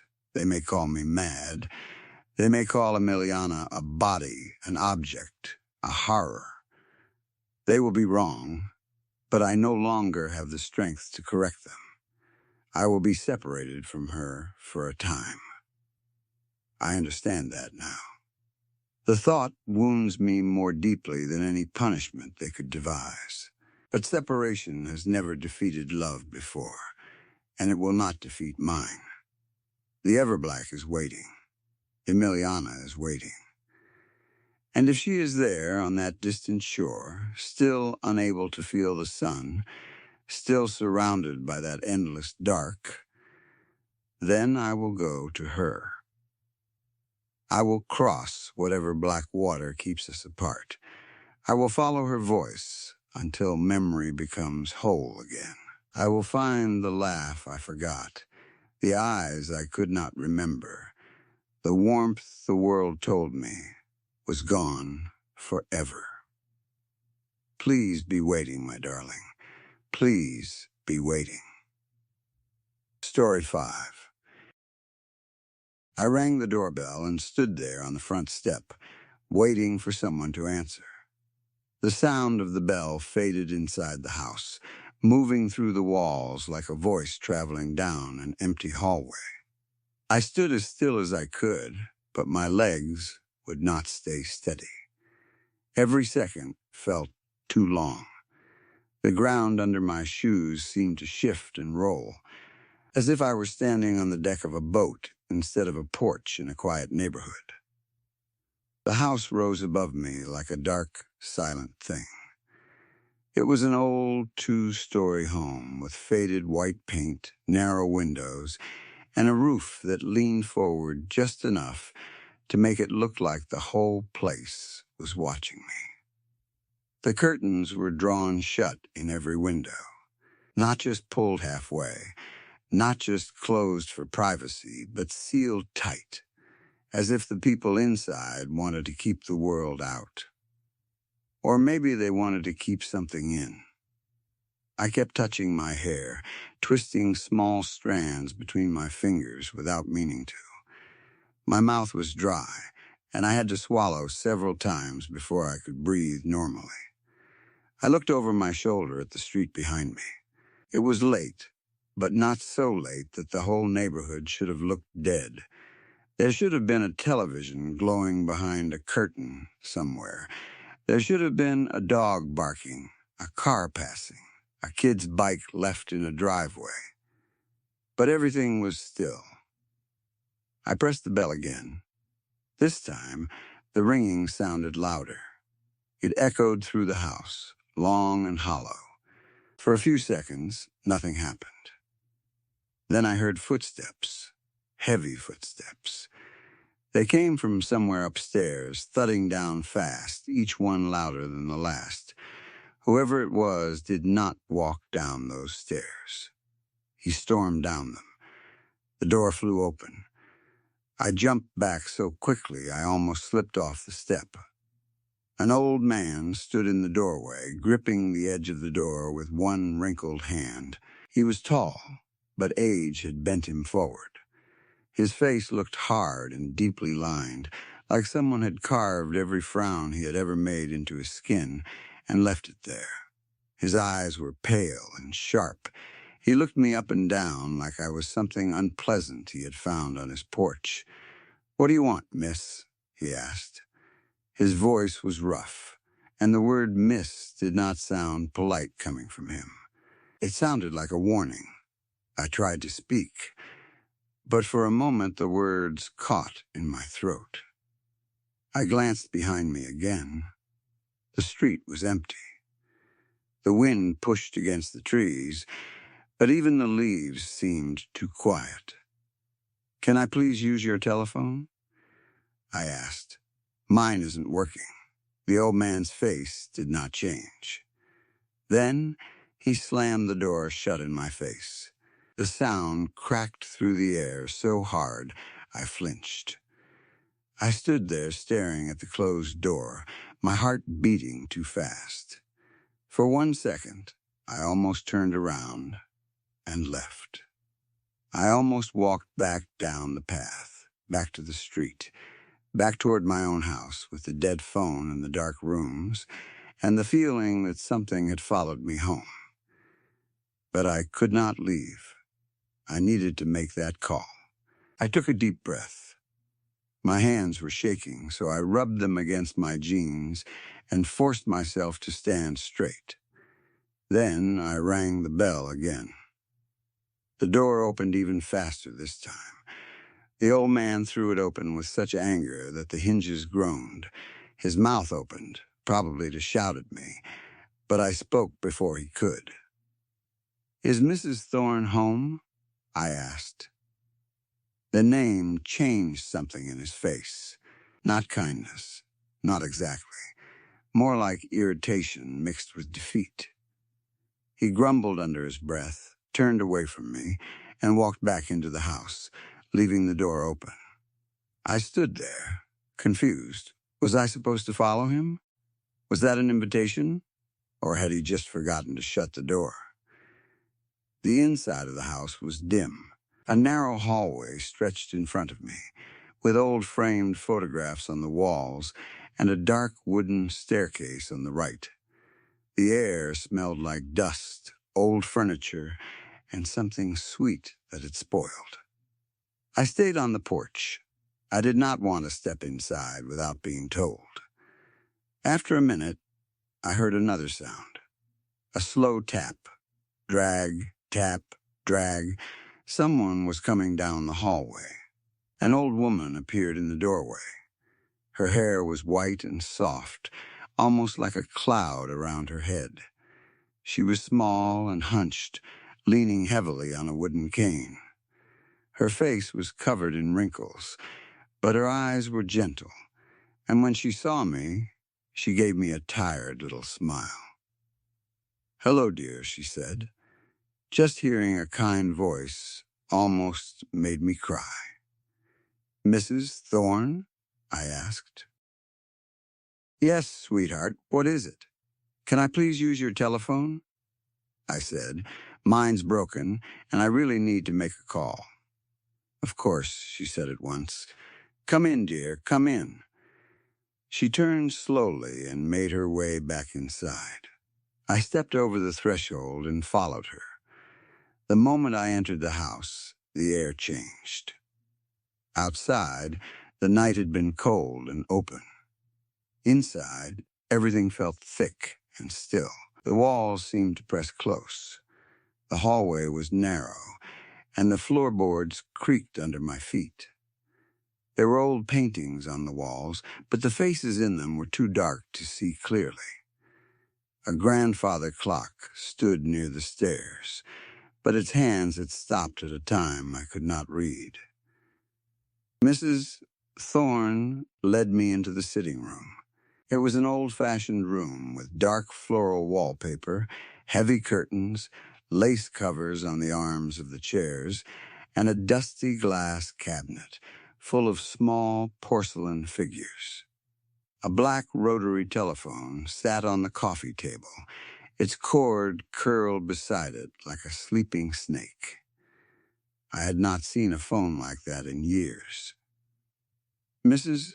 Thorne picked it up carefully and handed it to me.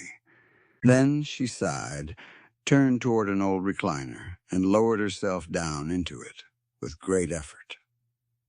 There you go, dear, she said. Take your time. I looked at the phone in my hands. The weight of it made everything feel more real, more final. If you don't mind, Mrs. Thorne, I said quietly, I'd like to take this privately. She looked at me for a moment.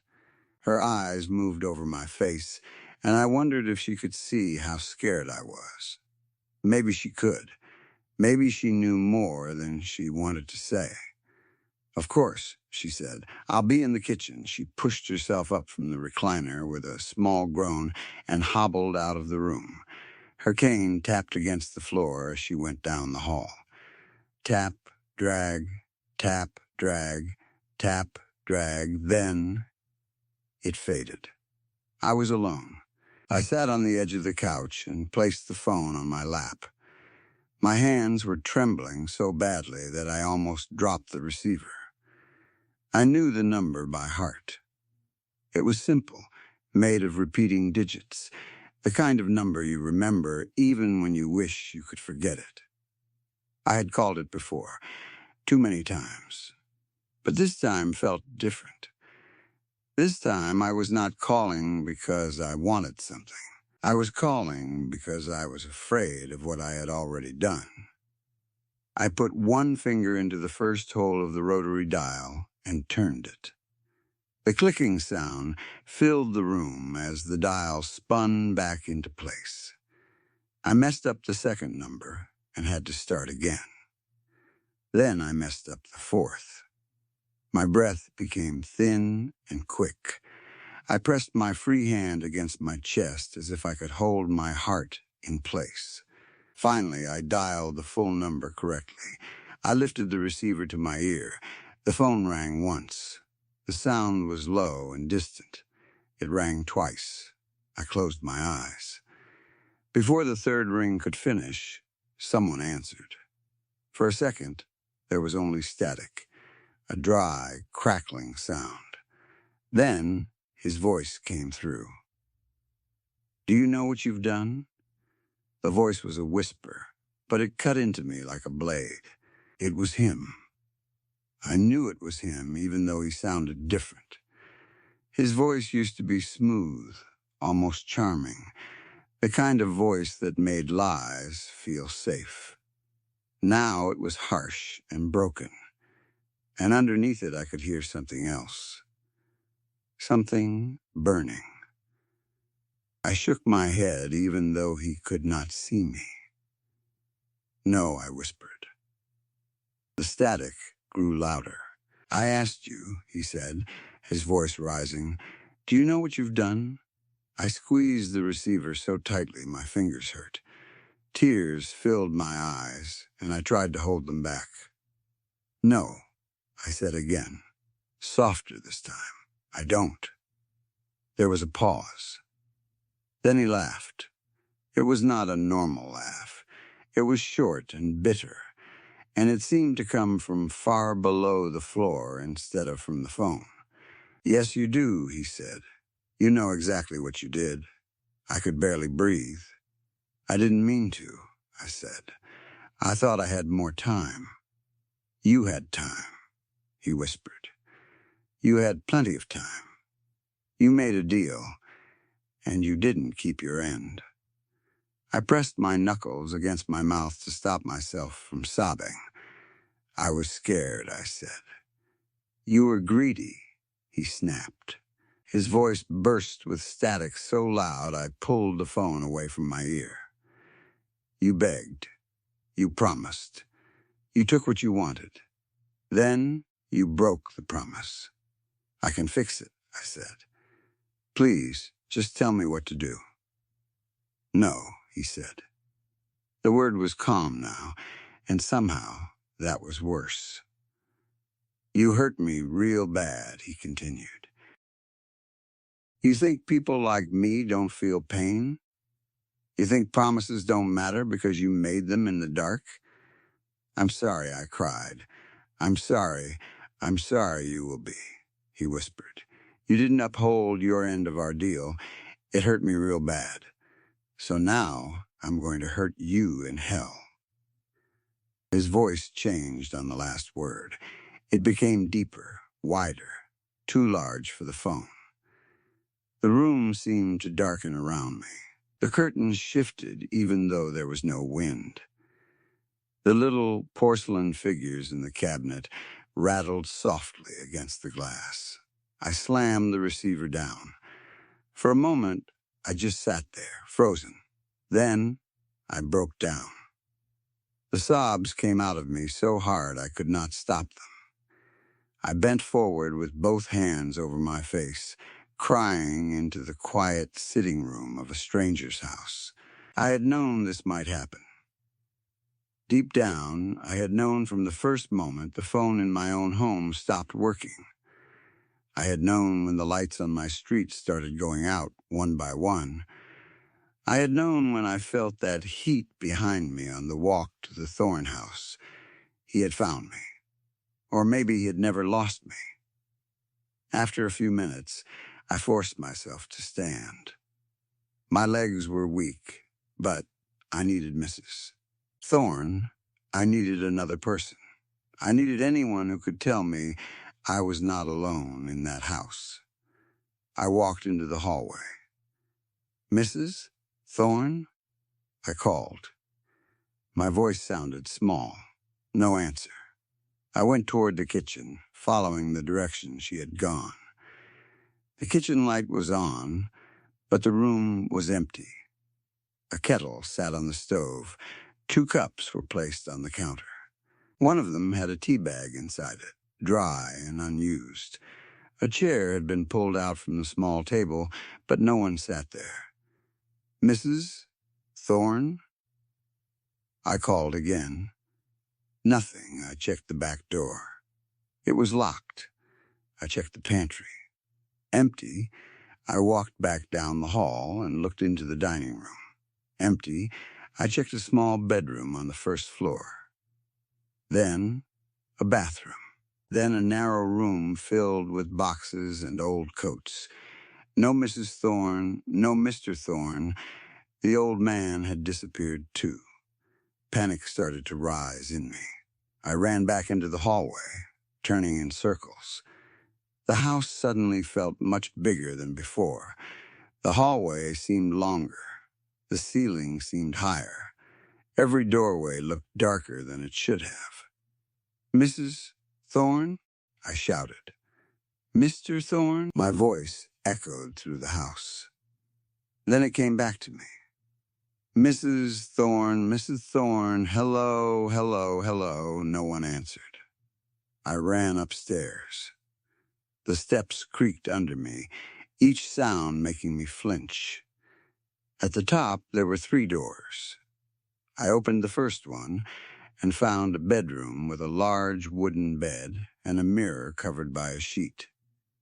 The second door led to a bathroom. The third opened into a small sewing room with a rocking chair in the corner. The chair was moving, just a little, back and forth, back and forth. I backed away and went downstairs as fast as I could. The sitting room was still empty. The phone sat on the coffee table, silent now. I stared at it, half expecting it to ring again. It did not. I went to the front window and pulled the curtain back just enough to look outside. The neighborhood was wrong. All the lights were off. Every house on the street sat in darkness. Not one porch light, not one upstairs bedroom light, not one flicker from a television. The whole block looked abandoned. The cars were parked in the driveways, but there were no people, no movement, no sound. It looked like the world had emptied while I was inside the house. Then I saw headlights. At first they were far down the street, two pale circles moving slowly through the dark. I held my breath as the car rolled closer. It was a black Chevy, old and low, with tinted windows so dark they looked painted over. The engine made a deep rumbling sound that I could feel in the floorboards beneath my feet. The car slowed in front of the Thorne house. Then it stopped at the end of the driveway. My hand tightened on the curtain. The driver's door opened. A man stepped out. He was bald, broad-shouldered, and wearing dark sunglasses even though it was night. He had on a white undershirt and dark pants. One of his hands stayed hidden under his waistband, while the other reached up and lifted the sunglasses slightly. His eyes were red, not irritated red, not tired red. They glowed deep and fiery, like hot coals in a stove. Smoke drifted from his mouth with every breath, but he was not smoking. There was no cigarette between his fingers, no cigar. Nothing, the smoke, came from him. He looked up at the house. Then he looked directly at the window where I was hiding. I dropped the curtain and stumbled back. My body went cold. I wanted to scream, but no sound came out. The front steps creaked outside, slowly, calmly, like he had all the time in the world. Then came a knock. 3 slow hits. Knock, knock, knock. I did not move. Another knock came, harder this time. The whole door shook. I looked around wildly for somewhere to hide. There was no way out the front. The back door was in the kitchen, but I had seen the driveway from the window. If he was not alone, someone could be waiting there. I thought about running upstairs, but that felt like trapping myself. Then I saw a door near the hallway. I had not noticed it before. It was narrow and half hidden behind a coat rack. A basement door. The front door rattled. I ran to the basement door, pulled it open, and hurried down the wooden stairs. The darkness below swallowed me fast. I fumbled along the wall until my fingers found a string. I pulled it, and a single bare bulb flickered on. The basement was low and cold, full of boxes, old furniture, paint cans, tools, and shelves lined with jars. The air smelled like damp wood and dust. Somewhere above me, the front door opened with a long, slow creak. I almost cried out. He was inside. I ran deeper into the basement and found a small closet under the stairs. I squeezed myself inside and pulled the door shut, leaving it open just a crack. There was barely enough room to sit. My knees pressed against my chest. Something sharp dug into my hip, but I did not move. Upstairs, footsteps crossed the floor. Heavy footsteps. Not rushing, not searching in panic. Just walking. Slowly, carefully, like he already knew where I would go. I looked around the closet and saw a tablet sitting on top of a cardboard box. The screen was cracked, but when I pressed the button, it lit up. It must have belonged to Mrs. Thorne. Somehow it still had power. Somehow it was not locked. So I started writing. I do not know why. Maybe I thought someone might find it. Maybe I thought if I wrote everything down, it would make the fear smaller. Maybe I just needed proof that I had been here, that I had been real, that I had not simply vanished like the Thorns. The footsteps moved from room to room above me. Then they stopped. For several seconds there was silence. Then I heard his voice. You can't hide from a promise. It came from above, but also from the walls, the floor, and the back of my own skull. I covered my mouth with one hand and kept typing with the other. My fingers were shaking so badly that the words came out wrong, and I had to fix them again and again. I do not know what he is. I do not know if he is a demon, a man, or something that only looks like both. I do not know where Mr. and Mrs. Thorne went. Maybe they were never really here. Maybe this house was waiting for me. Maybe the whole street was. All I know is that I made a deal I should never have made. I thought I could break it. I thought I could run. But the front door is open now. The house is cold. The basement light just went out by itself, and I can see a red glow through the crack under the closet door. He is coming down the stairs. One step at a time. Someone, please help me. If anyone knows anything about demons, curses, bargains, or how to escape something that has already claimed you, please tell me what to do. Because I can hear him breathing now, and his breath smells like smoke.